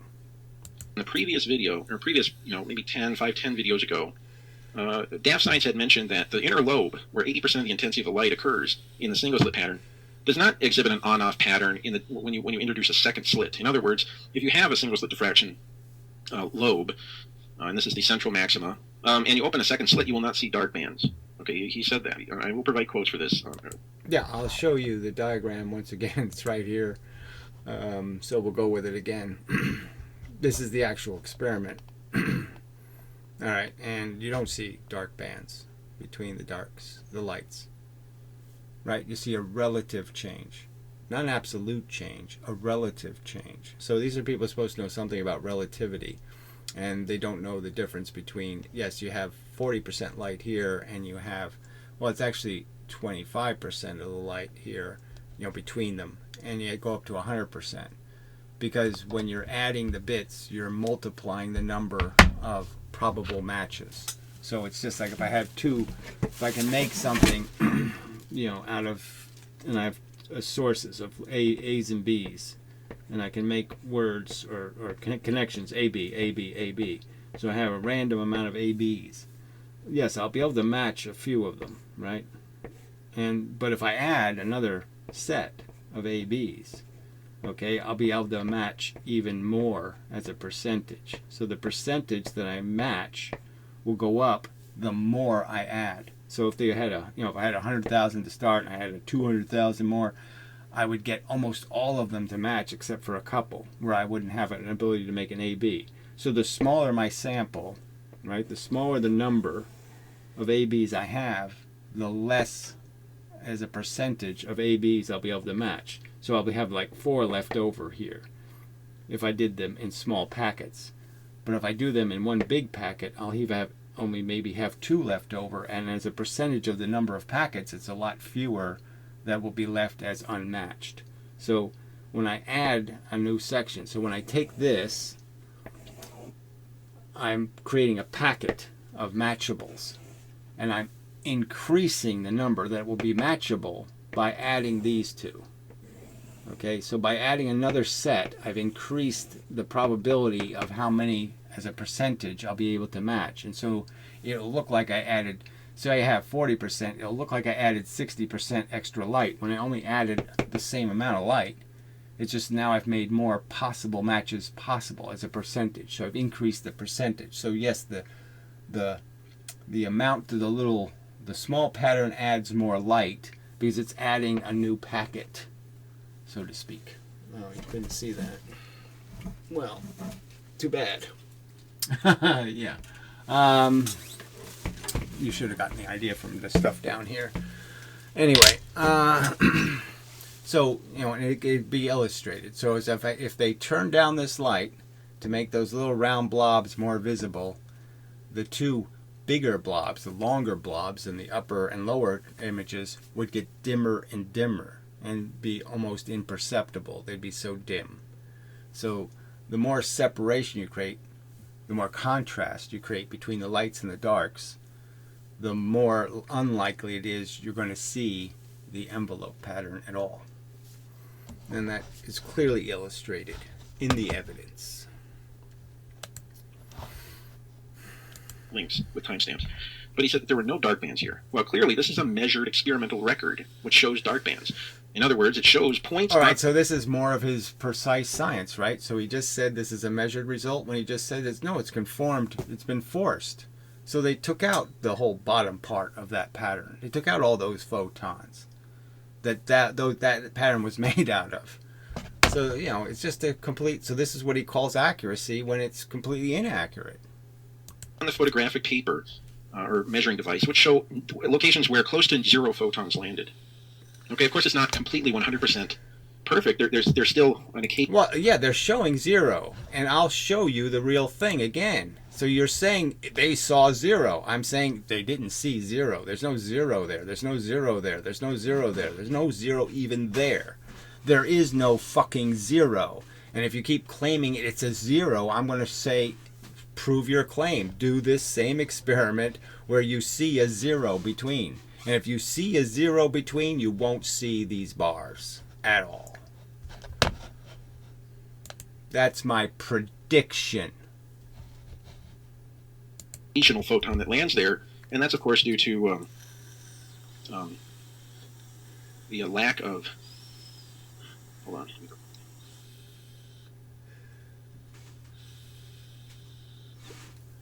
It's due to decoherence. Okay, so this discrepancy is explained by decoherence. Okay, so if you have many if you have many different a non-existent concept. There's no such thing as a decoherent wavelengths in the light source. So if you have one wavelength that's like this, and you have another wavelength which is larger, you will not see a diffraction pattern. And this is actually not contested by anyone, including Gary. He doesn't contest this. What do I don't contest? Of course I contest. That's complete nonsense. You put white light in, you'll get a pattern, and each color will have its own pattern, and they're clearly seeable. Each color will make bars that are in different locations, but you can see the bars, you can see where they overlap. Yes, it's a little noisy, but you can clearly see the reds are all proportionally distant, the blues are all proportionally distant. There's no lack of pattern. That's just nonsense. I never agreed to that. But it's only when you have perfect coherence of the light source that you see the deep dark fringes in the double-slit experiment. So let's go back to... Let's go to this link. Okay, so that's just nonsense. As I'm pointing out, the only reason why you can't see the dark spaces here is because it's oversaturated. That is, they're putting in too much light. And if they lower the amount of light, then you won't see these bars. And the reason why these are the way they are is because that's the only way they could show these the way they are. This won't be this if this isn't that. Okay, they're correlated. You can't have one and you can't have it both ways. You can't have sharp divisions between the bars and have a smooth pattern when you block one of the slits. You can't have it both ways. This one is, I believe, more photons. Oh, this is the two-slit interference pattern observed one photon at a time. So one of the explanations that Gary gives for at one point, again, he doesn't say this anymore, but at one point he did say this. He said that one of the reasons why the double-slit interference pattern has dark bands, so these are the 2 point sources. One of the reasons why there's dark bands, if we just draw this. Oh, let me erase it. Really great. Let's go with that. So one of the reasons why there's dark bands is that this photon here and this photon here, bump into each other, and then they never reach this point, and they never reach this point. Okay, I never said this, so that's an absolute fucking lie. Never, ever, ever, ever suggested photons bang into each other. So it's just a fucking lie. Ever. Ever, ever. I suggested electrons could bang into each other. Never suggested a photon bangs into a photon. Because they shot through at the same time, so they were able to interfere with each other. And that's what accounts for the dark bands. But you actually cannot use this argument if the data says that this interference pattern happens even if you shoot the photons one at a time. I mean, I don't know how to say. This is just so despicable. I've never argued that, never said it, never suggested it. I've always stated the force can't interact with forces, over and over again. I mean, it's just such a fucking lie. Okay, and I'll provide a link for that, and then you can even see the data here. These are the observed. Oh, this is the observed interference data. So here, this is the data. This is the raw data, the real. Come on. I'm supposed to be able to zoom in, but can't. There we go. Okay, this is the raw data. This is shooting photons through the slits one at a time, meaning that they could not have. If all right, so one thing you see that's obvious is, well, obviously why is this not the right width? I mean, this is proportional, and then they have this one side. So why would they do the experiment where they're not even centered on the experiment? I mean, you got to say right there, that's kind of weird. But yeah, it's perfectly, it's consistent in the sense you're saying this is the raw data, and that they got these absolute zeros. Well, now show me the single slit where you have this absolute zero, because the single slit won't provide it. So if you cover one of the slits, there won't be any light visible. So the only way you can get to zero here is you have to be sending in so few photons, so little amount of light. Okay, but that's it. There's no other way to do it. They're a classical particle, if they are in fact little red and blue arrows shooting through one at a time that only change direction, again, they only change direction when they come into contact with another photon or particle. By the way, just as an aside, why doesn't light interfere, or why doesn't light collide into itself when it's traveling millions of light years across the galaxy? I've already dealt with this so many times. You're just like, what the fuck? I mean, how could he even bring up this crap before? I've said it doesn't make any difference if it did or it didn't. Okay, there's no consequence to the universe. So, I mean, to have to do this over and over again is just amazing. But if you had some kind of thing that was momentum, and they're moving towards each other, and they hit each other, well, if they reflect, that means you have one thing going this way and one thing going that way, right? I mean, that's the outcome. And if they miss each other, you have one thing going this way and one thing going this way. If they go through each other, you have one thing going this way and one thing going that way. There's no difference in the universe. So there's no way to tell whether it reflected or it didn't reflect. It wouldn't make any difference. I'm clearly arguing that the blue bits and the red bits can't hit each other as forces. They're not on the same plane, whatever the argument we want to make is. But yes, forces don't interact with forces. That's regular physicists understand that concept. That's really not in contention between me and physics. We both agree on that concept. Okay, that's a rhetorical question. Why are we able to see stars? There's no answer for that. But nevertheless, that's a silly digression. Okay, not really relevant to the discussion here. What is relevant is the fact that there are dark bands here where there should not be any dark bands if it really is a classical particle pattern.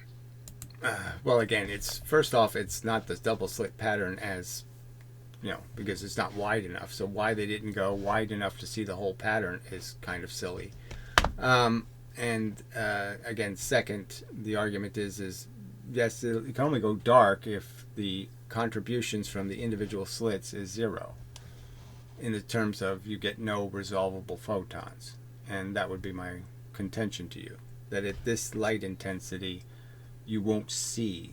If you just did a single slit. If you blocked one of the slits, you wouldn't see anything. If you blocked the other slit, you wouldn't see anything. That will be the prediction.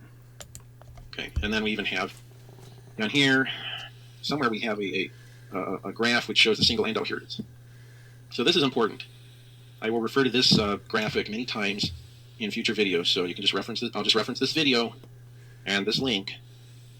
Now, this is the recorded data of the single and the double slit pattern. Now, these distances are the same. There's no, they did not change the graph, the scale of the x-axis and the y-axis. Same x-axis, same y-axis for both experiments, the single and double slit. And here we have points which show dark bands in the. Now, I would argue that no, this is a fake. It's flawed. This is a flawed graph because it can't happen that way. And one of the indicators that this is really substantially flawed is the very fact that these two lines are not in the same place. So again, what distance did they record this going through the slits where these two lines aren't in the same place? So, you know, it has to be looked at. But I'll guarantee you this is not correct in the sense that this superposition of the two patterns, okay, whatever, they're not even drawn the same way, right? I mean, we have all these little extra little arrows on here. So I have to figure out what they mean. We got triangles pointing up and triangles pointing down, you know, for some purpose. Is that the number of photons? Double-slit pattern, where there was previously light. There were previously photons reaching that point in the single-slit pattern. Notice that there are two graphs, this one and this one. What could those two graphs mean? Oh yeah, let's scroll up. What does it say here? Let's see. These actually, this has a legend. The down arrows are for one slit, so these are all. This is when one slit is open. The up arrows are when the other slit is open, and then these round points are when both slits are open. Meaning that if you close the left slit, all of these photons here land at this point. They arrive at this point. Okay, when you close that left slit and you open the right slit. How did they do that? So again, we don't have any evidence of how this was performed. So he's making an argument that this is the data. I'll just make this argument again. Okay, this is the experiment. These are actual, okay, images of what was seen. So you're telling me data points. I'm showing the actual experiment performed and the actual results. So how they chart something is how they chart something. I'm saying it's deceptive. And I'll have to prove that. But fine. If I prove it, what reward do I get? So when I prove that that graph isn't accurate, will you shut up? Or will you going to keep harping on it? Because it's really not worth my time if I don't get anything for it. Okay? I don't think you'll shut up. So I think this will just continue. All of these photons arrive at this point. When you open both of the slits, no photons, or maybe only one photon lands at that point, where previously, 800 or 400 landed. So that's the data. Okay. Now, did these people win a Nobel Prize? Okay. Yeah. Well, we'll have to see what this data means. What does this even mean? Both slits open. So they put these round dots arbitrarily on this thing for no good reason. Why are there 5 dots here? What does that even mean? Why are these extra dots here and extra dots here? What does that even mean? Or were they kicked out of the institution of science for for faking evidence or for producing a result that contradicted other experiments that people had done? No. This is completely what they expected to find, because this experiment has been replicated many, many times. Right. Okay, I'll just show it. Yes, it's been replicated many, many times. It really hasn't been replicated many, many times in that way. So I'm just saying. Yeah. We'll see what fair analysis produces. No, it's not letting me zoom back out. There we go. It's been replicated many, many times. No, it hasn't. Okay, so this is published by Teachspin Instruments. The title of this article is Two-Slit Interference, one photon at a time. This is an apparatus designed and built by physicists who have taught in the advanced undergraduate lab. Yeah, I got that one right here. And this is something that you could perform. If you have the money to purchase this equipment, you could perform this experiment yourself. So you don't have to rely on lying, cheating scientists. You could perform it at home if you wanted to. Yeah, right. The single photon producing device. Yes, you can do that at home. And you could use it to disprove all of modern physics if you did. Well, of course, nobody will do that because modern physics is the most, the standard model is the most well-tested scientific. Okay, so just talk, right? This is just the same old jargon. The most well-tested, and I'm proving out, it doesn't even pass the single and double slit test. It can't pass the simplest fucking test. They can't draw you their waves interfering, creating the double slit pattern. They can't draw how interference creates the pattern. They can't draw it. Theory. Second only maybe to the theory of evolution.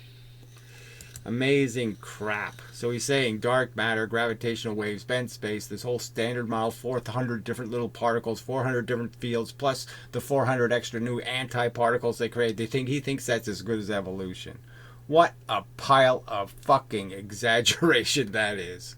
It's as well evidenced as evolution. They can't get a single fucking slit right.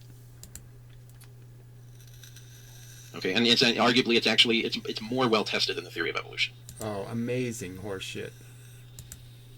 Okay, this is another. I'm not sure what this is actually. Wave nature of light can be investigated by studying diffraction patterns. I think this is more of the same. This is just a setup for an experiment. There's that one. So yeah, here, go to where they draw it, please. Go to where they draw it. This is from the archive.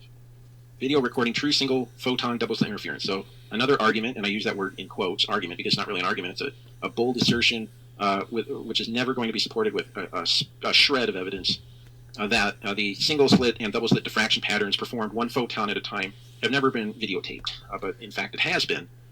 I never said that. So again, it's another lie. I mean, I never said it's never. I pointed to it. I've played the videos, for fuck's sake. So again, what was he saying this for? I'm arguing that they didn't do it first to create no photon, the single photon idea. You can't make the argument that you're testing single photons when you first haven't proven they're single photons, for fuck's sake. You first have to shoot them at a wall and demonstrate, yes, single photons arrived at the wall. And these are single photons traveling through space. They don't even do that first step. You have to do the first step before you can make the argument for the second step. And this is an article, and it shows a way of performing that experiment. So if you're like a Dollahide from Manhunter, where nothing is real unless it's on a videotape, unless it's on a YouTube video, and you can even go to a hyperlink that shows the single photon videos. So if you're one of these people who believes that nothing is ever real. Look, they videotape all kinds of things. We have videotape of the moon landing. Lots of things get videotaped. I think if you're going to claim something, you should be able to videotape it. Yes, that's my claim. If you're going to assert something, you should be able to videotape it. Veritasium videotaped what he did. Nothing is ever truly real unless you see it on a videotape. Well, this right here is a video, shows that people have recorded videotapes of single photon double-slit interference, also single-slit interference. So I'm going to post that in the description, so look for that. This one we can skip. Photons of the experimental results. Let's go to that. This one I think shows an image of an electron interference pattern. No, wait, no. So this one shows. So again, in the previous. Yes, it shows exactly what I argue, that if you change these dimensions, it will be exactly as I state. The outside slits are controlling how many spots there are, and the inside slits the inside impediment is controlling the spacing of them. So they leave the barrier consistent in this experiment, and they only change how wide the slits are. And these are the results, confirming what I state. Well, this is the number of slits. See, they're increasing I was the informed number. that I had never proven. They're increasing the number of slits. So as you increase the number of slits, so they're leaving the slit width and the impediment width the same. So that's why they're all consistent. And all they're changing is the number they add. And as they add more, they start to separate. But you really don't get it until you start adding a lot more. So this is a very gradual process. Never proven that the single and double slit patterns have these lobes. I had never proven that the double slit pattern has. All right, this is just a lie. I mean, I've never argued that there aren't lobes in the single slit, but it has nothing to do with water waves. That's for certain. Why is it so big now? Well, anyway, I had never proved. Oh, I think I know why. Prove that straight plane waves that go into a single slit in a water tank, a single slit that's small enough, create diffraction patterns, or whatever you want to call them, patterns. Prove that. Prove that if you do the experiment with plane waves in create unplane waves out. Show that experiment. Show them where the waves that went in were plane and the waves that came out were not plane. Were not symmetrical. You gotta be kidding me. You know what?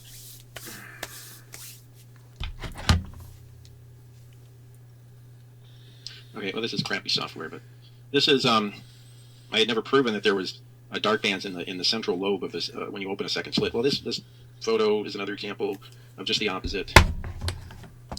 But yeah, you have. It's not a photo of exactly the opposite. So that's just more horseshit he just said.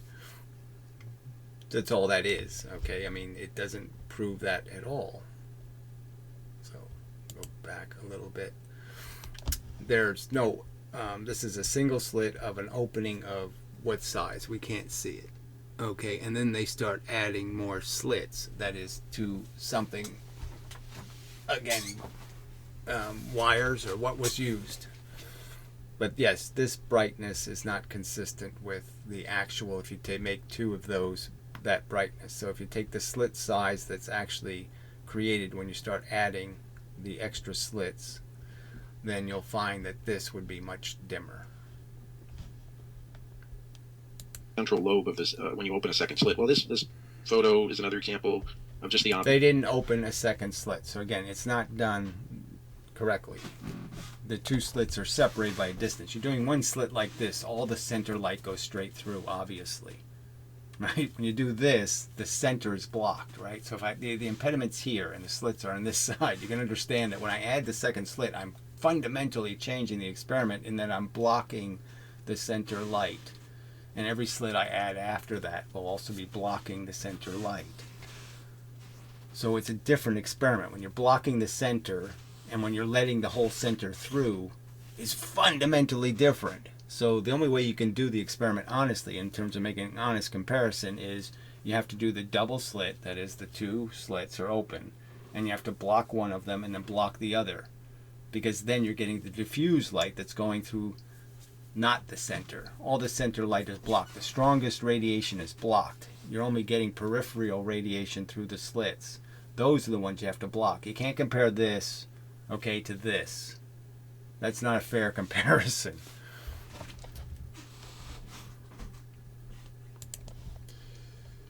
If you're assuming that these particles are made of classical particles. This is the Electron Experiment, so I think, right? I don't know how this one was done. All right, well, I'll go to it. Single slit, he says. It says here, single electron interference. So, yes, electrons are fundamentally different than photons, and they make a pattern for a fundamentally different reason. They're all different things, okay? Water is different than the medium for which light travels and how electrons behave. They're all different things. The fact that they all create patterns is curiously interesting and kind of coincidental, but they create them for all fundamentally different reasons. Pre-Einstein, post-Newton models are descriptors of reality. Okay, so that's a direct quote from the book. So we have no double slit pattern with electrons. So the pattern is just this. This is all you get. You don't get 20 bars. You don't get any of that shit. You don't get gradually off and then it goes back on again and goes on off and on again. None of that stuff will happen with electrons. But anyway. Website, which we will go into in the next video. The next video will be a thorough dismantling of every single sentence, every single paragraph of the daftphysics.org or whatever. .com. But anyway, as I've already stated, I haven't finished that document and I'm in the process of editing it. So go ahead. I mean, it's all right if that's the game you want to play. The magnetism model has an unnecessary superfluous element in it that I have to take out, but the image is correct. So if you go with the image of the magnet, it's correct. And in my opinion, unrefutable as the sensible model of how magnets work. Okay, so that shows the interference pattern with electrons. This, by the way, proves that, and I'll show photos of interference patterns with neutrons, which do not interact with electrons, which would disprove categorically the assertion that the double-slit pattern is caused by the tons or the photons being deflected multiples of 3 degrees. So again, I don't argue they have to be deflected multiples of 3 degrees anymore. I've pointed out how they just have to be scattered. Scatter produces the pattern. You don't need the rest of it. It doesn't have anything to do with the frequency of the light or any of that crap. It really has to do with the location that the photons end up being scattered to, and where it's possible geometrically to reconstruct photons. So again, I would ask you to pay attention to the current argument, not past ones, but go ahead. Play whatever game you want to play. By the quote-unquote free electrons of the surface. Because, as you know, neutrons do not interact with electrons. Well, it's no point in saying something as stupid as that, in my opinion, as you know. Why do I know that? What experiment proves that? And wouldn't you expect a different pattern if it was caused by electrons? Okay. you'd expect electrons don't like it. You do get a different pattern. That's the whole point. It is a different pattern. It's fundamentally different. It's different in a lot of different ways. It's more gradual. It's a lot of different things that the regular light pattern isn't. All right, I'll post that in the link. Here, and then of course there are photos which are not good. I'll show some of these. Gary likes to show. He always one of his rhetorical techniques is somebody will say something and then he'll show a picture which shows that maybe it's not true. Like here's a photograph that vaguely shows that maybe what he's saying isn't true. For instance, if somebody said, there's clearly an on-off pattern in the double-slit diffraction pattern in the experiment, he would probably, as a rhetorical device, show a picture like this, where you don't see dark bands. Okay, and then 10 minutes later he would say, there's an on-off pattern. You can't have an on-off pattern with waves. Well, you can't have it both ways. It's either an on-off. I don't know I'm not saying it both ways at all. I'm saying you can oversaturate. That's the whole point here, right? It's too much light. So make less light and then see if you can get the same. Again, try to do the experiment both ways. I'm just saying that I can show you, okay, this is one experiment done. Obviously, you could make the argument, well, they're shining too much light. That's why there's no bars. No separation between the bars. And so I'm saying if they turn the light down, then this thing will disappear. And that's the reason why it's oversaturated. There's no other reason. They're not stupid, right? They do all this work to make the experiment, and they're too stupid to say, we need to turn the light down. Well, they know they can't turn the light down without losing these other images. Pattern, or it's not. So which one is it? Okay, again, images like this are due to either the camera's out of focus or the light source is not coherent, meaning that there's multiple wavelengths in the light source. Okay, and that's always the case. If you have a perfectly... No, it's just because there's too many photons. And if you reduce the number of photons, you won't be able to see the other pattern. The envelope pattern by itself. You can't block one of the slits and still see the light. There won't be enough light to see it. A coherent light source. You will always have a double-slit interference pattern. Assuming that you're performing the experiment the same way. Okay, so here's some more evidence of lying. So I'm going to go to a link, and at minute 3 he says it. Let's see what he says. I don't think there's sound on this software, so it won't. Oh, you can't play it. So great, brilliant. Oh, come on. So let's go to 3 minutes here. So he's saying everything with fur is a rabbit, and he's talking about the on-off pattern. He apparently has a verbal tick where he has to say on-off a bunch of times. Not very sensible, yes. Yeah, you're talking about verbal ticks. You sound like a fucking... By the way, how he argues everything in terms of an analogy. It's never in terms of the direct evidence. It's always things are not... So again, more lies. I mean, obviously I'm showing the direct evidence. I'm making every effort to show the direct evidence. Like this, and things are like that, and things are like a school of fish, and it's not like a platypus. So none of that happened either, blah, blah, blah, blah, blah. And if it's a bill and it quacks like a duck, it's a duck, or it's a platypus. I don't know what this and is. A school of fish are swimming any at right angles, and it's sort of like a boxer. A boxer is trained to tap repeatedly in this place to knock the other boxer off balance. If you can't, so you don't understand the tipping point argument. So if I showed something being tipped over, I have to actually illustrate it for you with actual video of somebody knocking something over through the tipping point argument. That is, getting it to move. A constructive adding of momentum. I have to actually show you that. You're too stupid to understand it conceptually. Tons are doing that with the interferometer apparatus. The tons are tipping and tapping. Everything's in terms of an analogy, but it never, he never deals with the evidence. So. All right, so just an overt lie. So just a lie, fucking lie. I'm playing the physics professors explaining it at college, a place you have to pay big money to go to get the truth, and they can't get the truth right.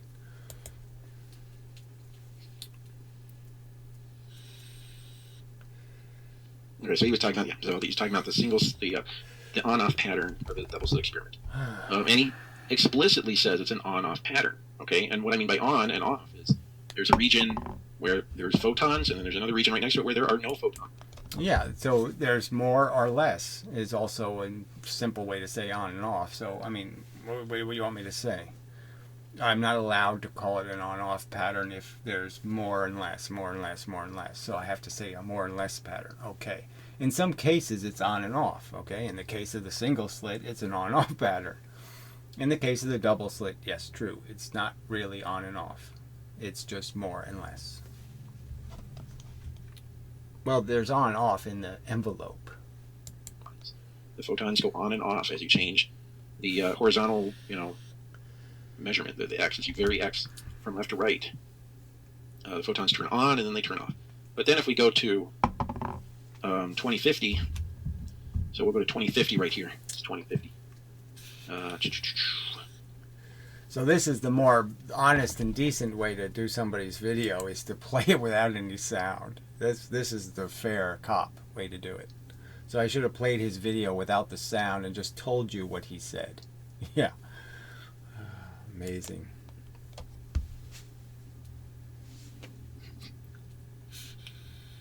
So he says, if it were true, it would mean something. If it were true that no light reaches point P, which is what I've drawn here, okay, which is exactly what we saw in those photographs earlier, then I would have an argument. So you concede that if this... Right. So if you can show this experiment done, okay, where you still see these things and you see black in between these, then you've proven your point. Okay, so that's all you have to do. Show me where there's black here and this is still visible. Then you've proven your point. But you haven't proven it yet. Drawing that I drew were accurate, that there are points where very little light or no light reaches the point, which would reach the point if only one slit were open, then I would have a point. But we just saw that was in fact the case. Let's take a look again, because you have to review. You have to constantly review this stuff. You can't just say something. You're just saying something. You're saying that you've reviewed these experiments. You can't just say something once and be done with it. You have to review and review. So here it is. Here's the data. This is the actual data. It's not actual data, so that's another pile of crap. It's not actual data in the sense that this isn't showing us what came out of their instruments. Okay, so again, horseshit. Still. Okay, well, I hate the software because. There we go. So you're going to find that they didn't actually block one of the slits. That's probably going to be the truth here. They shine the light through one slit, and then they shine the light through the other slit. They didn't block one of the slits. So they did two individual single slits from different positions, shining the light right through them, the center of them. But we'll find out if that's the... Okay, this is the data, and it very clearly shows an on-off pattern in the case of the double-slit experiment, but then when you close one of the slits... Okay, we'll find out how they closed it. It's not that simple. In some respects, it's not that simple because you have to be careful you're not creating another slit. But anyway, we'll see. Light appears in those dark bands. Now, why would that occur? Now, he goes on later in the video to say that these white bands are actually where extra light is landing from the other open slit. But again, that's contradicted by this data from the real world produced in... Okay, so again, he's making assertions that this is data, this is the real thing. So we know exactly how this was done. One slit was open, they closed it, then they opened the other slit, and this is actual data, whatever that means. A real world, not a fantasy world where he lives, but a real one that directly contradicts this observation, or this assertion, this bold, bald-faced assertion. All right, so we'll get back to that. Like I said, I can't judge it from this distance. I have to actually read it first, so I'll do that. And we'll find out the flaws. And if there's flaws, what are you going to say? Are you going to concede anything? No, right? You're just going to keep doing this bullshit over and over again. So, I mean, it's a waste of my time. But for the audience, I'll do it. Just to point out again how you're a piece of scum. And replacing it with a single slit. So if you picked it up and then you put a new single slit, and you made sure the slit was in the exact same position that the right-hand slit was in the double-slit pattern, somehow this is functionally different than taking a two-slit pattern and blocking one of the holes, which is just insipidly stupid. I didn't make any such argument. If you move the slit, I'm satisfied. Okay, so yeah, single slit is... I mean, look, it's just too obvious that you can't assume, okay, that you can take a single individual slit and do the experiment. Here's your light source, right? I mean, let's understand. So you got a light source. You can't just take, okay, I'll put a slit in front of the light source. How much light goes through the slit? All right? Okay, I'll measure it. Let's say it's 582, okay, or 580 photons. And then I'll go, all right, no, but let's leave the light there, and now let's put an impediment in front of the light. okay, and then put a slit over here. Now, there's no logic saying that if I made that slit the same size, that I'm going to get 580 over here, right? No fucking way could any idiot make that argument, right? Most of the light's crashing right into the frickin' impediment, so most of the light is killed. All you're going to get is a percentage of the light going through the slit, some small percentage, I would argue, like 100 at the most, right? So you're getting 100 of 580. All right, you're getting 1/5 of the amount of light going through this slit, and 1/5 the amount of light going through this slit. So obviously you can't compare 2/5, okay, to 100% and say, oh, that's the same thing. Okay, 5/5 equals 100%. Obviously, it can't possibly equal the same thing. It can't possibly create the same comparable result. So yes, you need to understand that that's a fundamental difference between this being an opening and this being a closed. Fundamentally different thing.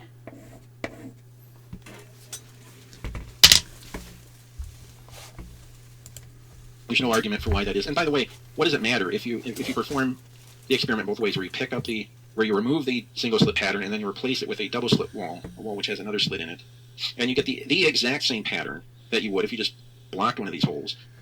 How could it possibly be any different? And how could that possibly help your argument?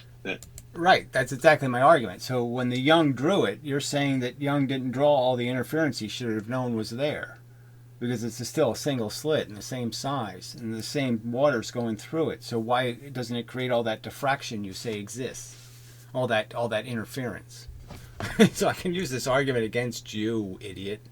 Somehow the reason why no light reaches this point in the double slit pattern is because the photons are being manipulated by the piece of material used to block one of the holes. The answer to that is it cannot possibly make a difference.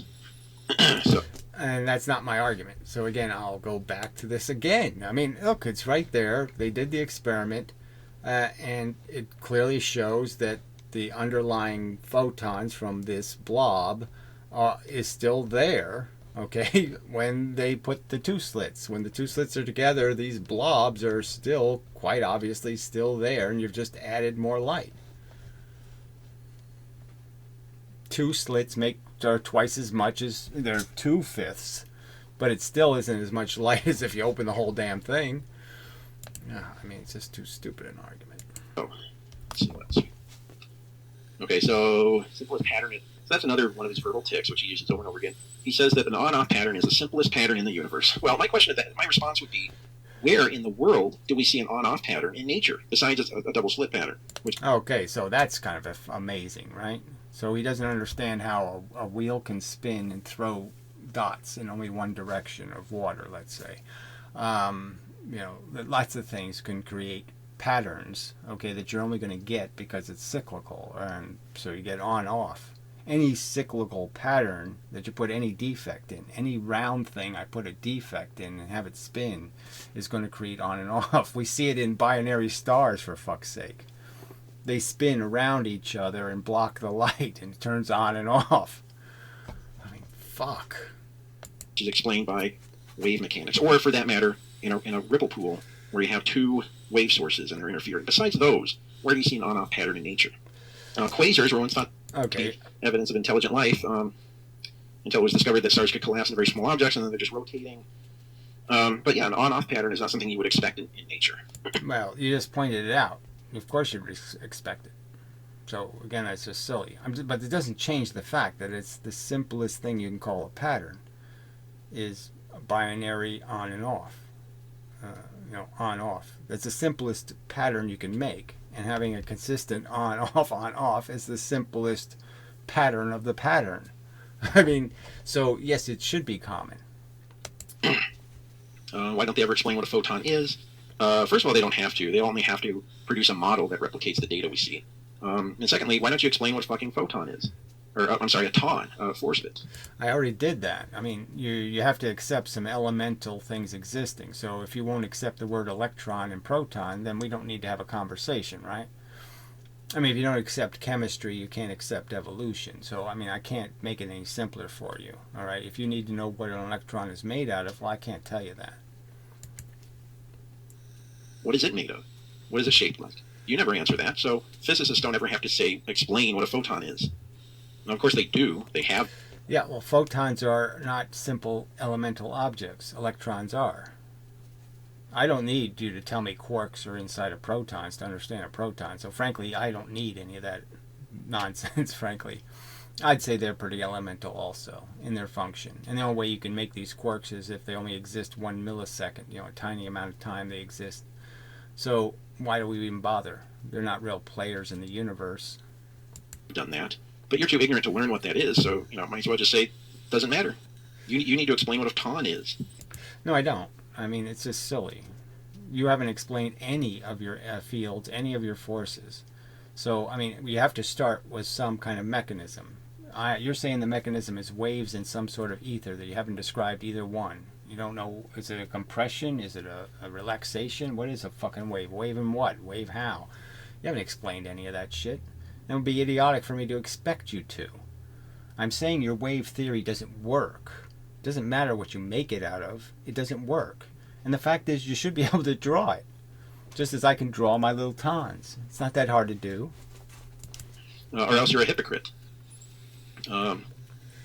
Yeah, so this is just... Oh, and then here's some videos of interferometers. I'm not going to do that for this video. That'll be for another video.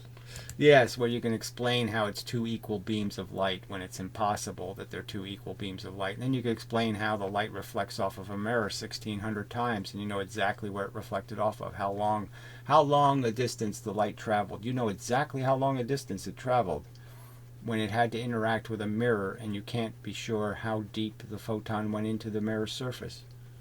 So why don't you explain that particular point? This is some quotes from his website. So actually he has edited the website substantially. And I was able to sort of piece together these edits. They're not substantial edits, so please. What a pile of crap. That have occurred over the years. Not completely, because he's done a very good job of concealing how his theory has been modified throughout the years. I didn't conceal anything. There was a point where the page actually had edit with a date on it. I didn't conceal anything. It's such a lie. I mean, it's just such a fucking lie.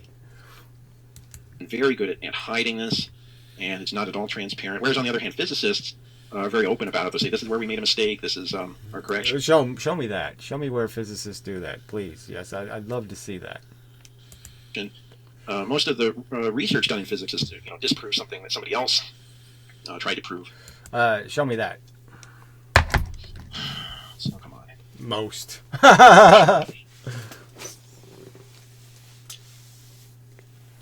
So that's another tacky thing. Like when you copy and paste from his website, it highlights everything in orange, which I think is just tacky as hell. Oh, here we go. Here's some edits. So from his website on January 22, 2016. The fact of what highlight color it is? I don't know if I changed the highlight color, but that's hilarious. Like, that could matter to somebody. I've highlighted in yellow words that he's since removed and replaced with something else. So in 2016, he has said that all of the universe in substance is just made of one thing. Let's call them quantons. So he uses the word quanton. Right, and the one thing is the force bit. So yes, I was still consistent. I said there were force bits because that's before I did all of gravity and magnetism and all the rest of it. So it's before I got into the whole magnetic thing. And if you go to his website now, he calls them force bits. So apparently the difference between a quanton and a force bit is this huge money. No, the reason why I changed is because you couldn't deal with the word quanton. You had to make fun of it. So I said, okay, if that's all they're going to do, I'll just make it simpler and say force bit. Because apparently if I say quanton, if I invent some new little bit, that's just going to be fodder for you to abuse it. So that's the reason why it was changed. You called them tauntauns and all kinds of different things. Remember that? So, and I said, well, fuck it then. Okay. Force bit. Go ahead. Fuck with that. Mental difference, like the name of something, apparently makes all the difference in the world. So he feels the need to not only edit it, but hide the fact that he's edited it. So in 2016, so 4 years ago, he said the universe is in substance just made one thing. It's called them quantons, and that they are always moving the speed of light. And then this expression here was changed. And he was completely, not transparent about that. I don't know. How was I supposed to be transparent about it? I mean, the channel's called Draft. I'm not allowed to change anything? Amazing. Just amazing. Have no other property except an orientation of polarization. Now, what the hell could that possibly mean? that means it doesn't do anything but move the speed of light, and it has a property. That is, there's a thing about photons. They're polarized. They have a thickness somehow. For some reason, they take up space, and it's called their polarization. They take up space in a dimension of space. They take it up. They use it. They consume it. That's what it means, shithead. Fuck. But that's all they got. That's all light is. Light is a line in space, okay, a thing like this battery. It takes up some space and it has a frequency. That's what it really is. It really is like this battery in that sense, right? But I'm arguing the batteries are just like this. They're just in different locations, the round part. But there's actually space taken up at a frequency, and that's all they got. They got frequency, speed, and they take up some space in this dimension. And that's it. That's all they have for properties. Little bits of momentum traveling at a frequency and taking up space. And he never explained that. They fill space, matter, and energy. How can something fill matter and energy? Yes, it's made of it. Matter's essentially just the force in a different configuration. Yes. Something fill energy. It is energy. I said it fills matter and space. And energy. Let's see. They fill space, matter, and energy. Well, yeah, that does sound a little fucked up. And we are in essence all, and they are, and are in essence all there is. So yes, they fill energy in the sense that all things we would call energy are an expression of the movement of the force. What does that mean? Because my understanding was that the quantons are energy. So do they fill themselves? Of course, that's never explained. All right. So again, he's reading what I wrote 4 years ago that he overtly concedes I've edited and changed, and yet he's arguing as if I did it for no reason. I changed it for no reason. I changed it because, yeah, I can say it better than I said it. So I said it better. What an asshole. It's all muddled nonsense. And are, in a sense, all there is and all that there is and all that is. So it's just, reads exactly like something from the Bhagavad Gita. It's well, whatever. Yeah, it happens that's how physics works out, that it all reduces to something really simple. The one thing, Remember that from the movie? One thing, But everybody's one thing is different. Well, I don't even do that. Everybody's one thing is different thing. Yeah, it's really, really simple. I call it 2 plus 2 plus 2 physics now. So if you want to argue with what I really argue, well, that's what you should argue with. And then you can explain how that's just too wacky an idea that there's 2 kinds of force and there's 2 kinds of matter that matter. Okay, protons and electrons. Everything else is a composite. And there's only 2 kinds of interactions. That is, it reflects or it leaves perpendicularly the force. That's all you need. That explains all the complexity in the universe. That's the assertion, the one I'm making. Okay, not the one you're putting in the words in my mouth and all this other kind of crap. Not the one I made 7 years ago. The one I'm making now.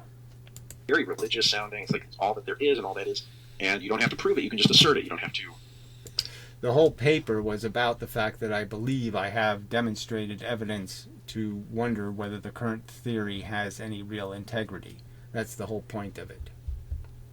But yes, I wasn't perfectly eloquent in that statement. Present a single scientific experiment which could, in principle, disprove this statement. And therefore it is, by definition, an unfalsifiable... Right, so it explains magnetism, it explains interference patterns, it explains gravity, it explains all the phenomenon, and yet it isn't been proven to be viable. Yet the explanations are consistent with every experiment. So you can't show me an experiment performed that the theory can't explain. And yet you're saying the theory isn't coherent to the evidence. When, no, it perfectly is coherent. My argument that the surfaces are where the action is perfectly validated by the evidence. And the mathematics, for example. Again, Maxwell's drawing of charge is perfectly consistent. The straight line force is perfectly consistent. His drawing of the mathematics is perfectly consistent with my drawing of the actual physics.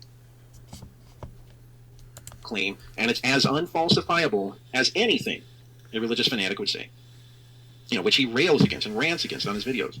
When he is... So, again, it's no more unfalsifiable than their own theory in the sense that, yes, you have to accept some beginning point. You have to accept the existence of electrons and protons. You have to accept the existence that there's some force that's moving the speed of light. Beyond that, you don't have to do much accepting. And he is the religious fanatic in this case. When trapped inside circular orbit, so what does it mean for something to be circular orbit? We don't know. We call them matter. Okay, so again, just more unfalsifiable, pseudoscientific. Right, okay, so again, he's reading the he says 4 years ago, I think it's longer than that, but anyway, 4 year ago document. And yeah, I've said it better now. I talk about traps now. And that image is likely on this document still. So he's not showing the drawing. Religious claptrap. Here he says something really outrageous. Let's see. Go here. This is really outrageous. This is the most outrageous. And by the way, what I'm about to read is still on his website now, but as of May 12th. Okay, 5 p.m. Still on his website. Now that will probably... This is on a different page. You have to go to a link to. So it's an old description of the Double-Slit Experiment. Change after this video, so just take note of that. And he will never admit to the fact he changes the stuff. He edits it over and over again. It's a different document. It's not the one on my Draft Physics homepage. And doesn't tell anybody how he's editing it. But just take note. Okay, the strongest evidence justifying the conclusion. Okay, read along. How come your selection color changed to black? Oh, you're on a different document.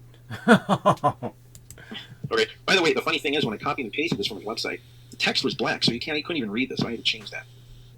Does that sound? I'm not sure why it's set up like that. So when you paste it into a Word document, you can't read it. The text was black, he said. I don't think so. I don't think that's a problem, right? Text being black. I don't know. I just think it's a sign of just being pathetic. The strongest evidence justifying the conclusion that light must be... No, it's a sign that it's an archived page. It's not really relevant. It's not one I've highlighted. Yeah. ...a way, pathetic in the sense that you're trying to hide. You're trying to keep people... You're doing anything you can to keep people from recording this information down and tying it down on a specific point and saying, this is what you said on this date, and then this is what you say later. And it's just desperate. It's, again, the channel... The website's called Draft Physics. The channel's called DraftScience, the YouTube channel. I mean, I didn't use the word draft for no reason. I used it for a reason. Because, yes, I'm boldly going, into uncharted territory. Drafting my way through it, pushing my way through it. And I'll start a step at a time. And I started with gravity, and I moved to magnetism, and then I moved to light. And in each case, I found the better answer. The strongest evidence justifying the conclusion that light must be a wave is the fact that using water waves, the interference pattern created is nearly identical to the pattern created using light and two slits. Okay, this is the exact opposite of what you said in the previous video, which was a response to me. You said that the double slit interference pattern is different when you shoot light through two slits versus you sending water waves. This isn't what I argue. I don't argue that it's the same as the water wave pattern. So through two you read that in a wrong. Barrier. The exact opposite. But on your website it says that the two patterns, I'm making their argument. I'm saying the strongest evidence they have is to say that this is what happens. I'm saying this isn't what happens. It says here, that's strong circumstantial evidence, but it is not evidence strong enough to justify a conclusion. That's what I said. So that's what they say. I say, okay, it's circumstantial evidence that you have similarity between water waves and light, but it's not enough evidence to conclude in a foundational dispute. Okay, in a dispute over the foundations of physics, this isn't enough evidence to draw a conclusion. So this is my argument against wave-particle duality. In this case, fair judge must hard test the evidence, and I would argue that the fair investigation necessarily to that testing does reveal that circumstantial evidence to be weak and unsubstantial when compared to the other theories that can explain the cause of the effect. So I'm clearly stating that clearly the surface theory is much better than the wave theory. The math fits better, the outcomes are understandable, it works, and their theory doesn't. My theory explains single slits, double slits, multi-slits. Their theory has to change the rules for each experiment. Pattern using water waves, the interference pattern using water waves, is nearly identical to the pattern created using light. Okay, and again, it should be coherent light, so you're not even getting that detail right. So again, it doesn't matter, coherent or incoherent, you can still get the pattern. So again, this is just nonsense. You can just see it better when it's one color. It still happens when you put white light through the experiment. Young used white light, shithead. He didn't use one color of light. Do you know that fact? Young, the guy the thing's named after. He used white light, shit for brain. You don't even mention that. Created using coherent light and two slits. This is, according to you, and this is, again, your words, this is strong circumstantial evidence. But it's not evidence strong enough. According to what standard? Something pulled out of your ass? No, it's just an overt statement that if you're going to claim it's evidence, I'm saying it's really weak evidence, and that's the claim I've made from the very beginning. It's insanely weak evidence. Justify a conclusion in a foundational dispute. I'm not sure what that sentence means. I'm sure it doesn't. I'm sure that it doesn't mean anything. A dispute over wave particle, foundational dispute. That's what this is. It's a foundational dispute. Waves or particles. You're getting very elemental. What is the basic function? In this case, a fair judge, blah, blah, blah, blah, blah, blah. Okay. But here's the important part. You say that the single slit, the double slit pattern in water waves and in light are the same. All right. Again, I'm only quoting their assertion.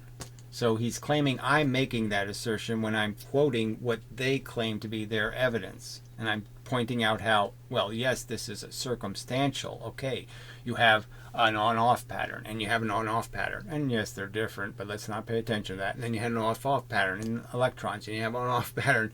So, and you keep saying they're all caused by the same effect. And I'm arguing that no, that's circumstantial evidence. For you to assume that they're all caused by the same effects, okay, the same mechanisms, that's your assertion. That's the assertion I'm disputing, that you can make that jump. You've jumped to a conclusion. I'm saying the conclusion you jumped to, you obviously jumped to it. You didn't process your way there in a reasonable fashion. You weren't careful and cautious. You jumped. Which is a direct contradiction of what you said in your previous video. So that's so that's just too silly, right? So I'm quoting their argument, and he's saying I'm saying their argument. No, I'm quoting their argument. The level of hypocrisy and deceitfulness that you get. So that's enough of a video for now. In the next video, I'm going to go into more detail. It will be even more nail in the coffin. Every single one of these videos will be in a nail in. Great. Just keep doing that. Keep doing this nail in the coffin crap that you've proven something. And this is your standard of proof. Your standard sucks. And that's the whole argument about physics. Their arguments suck. Their proofs suck. All right, this is nothing like nail in the coffin. You haven't done your job, and you don't care about doing your job. And that's the difference between me and you, is that I do care about getting it right, and I care about doing it honestly, and you don't.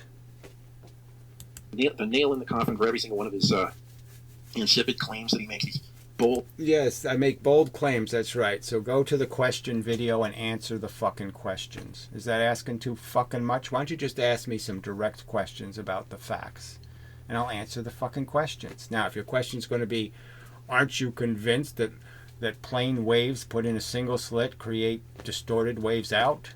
No, I'm not convinced. Your evidence sucks. Produce more evidence, because your evidence sucks.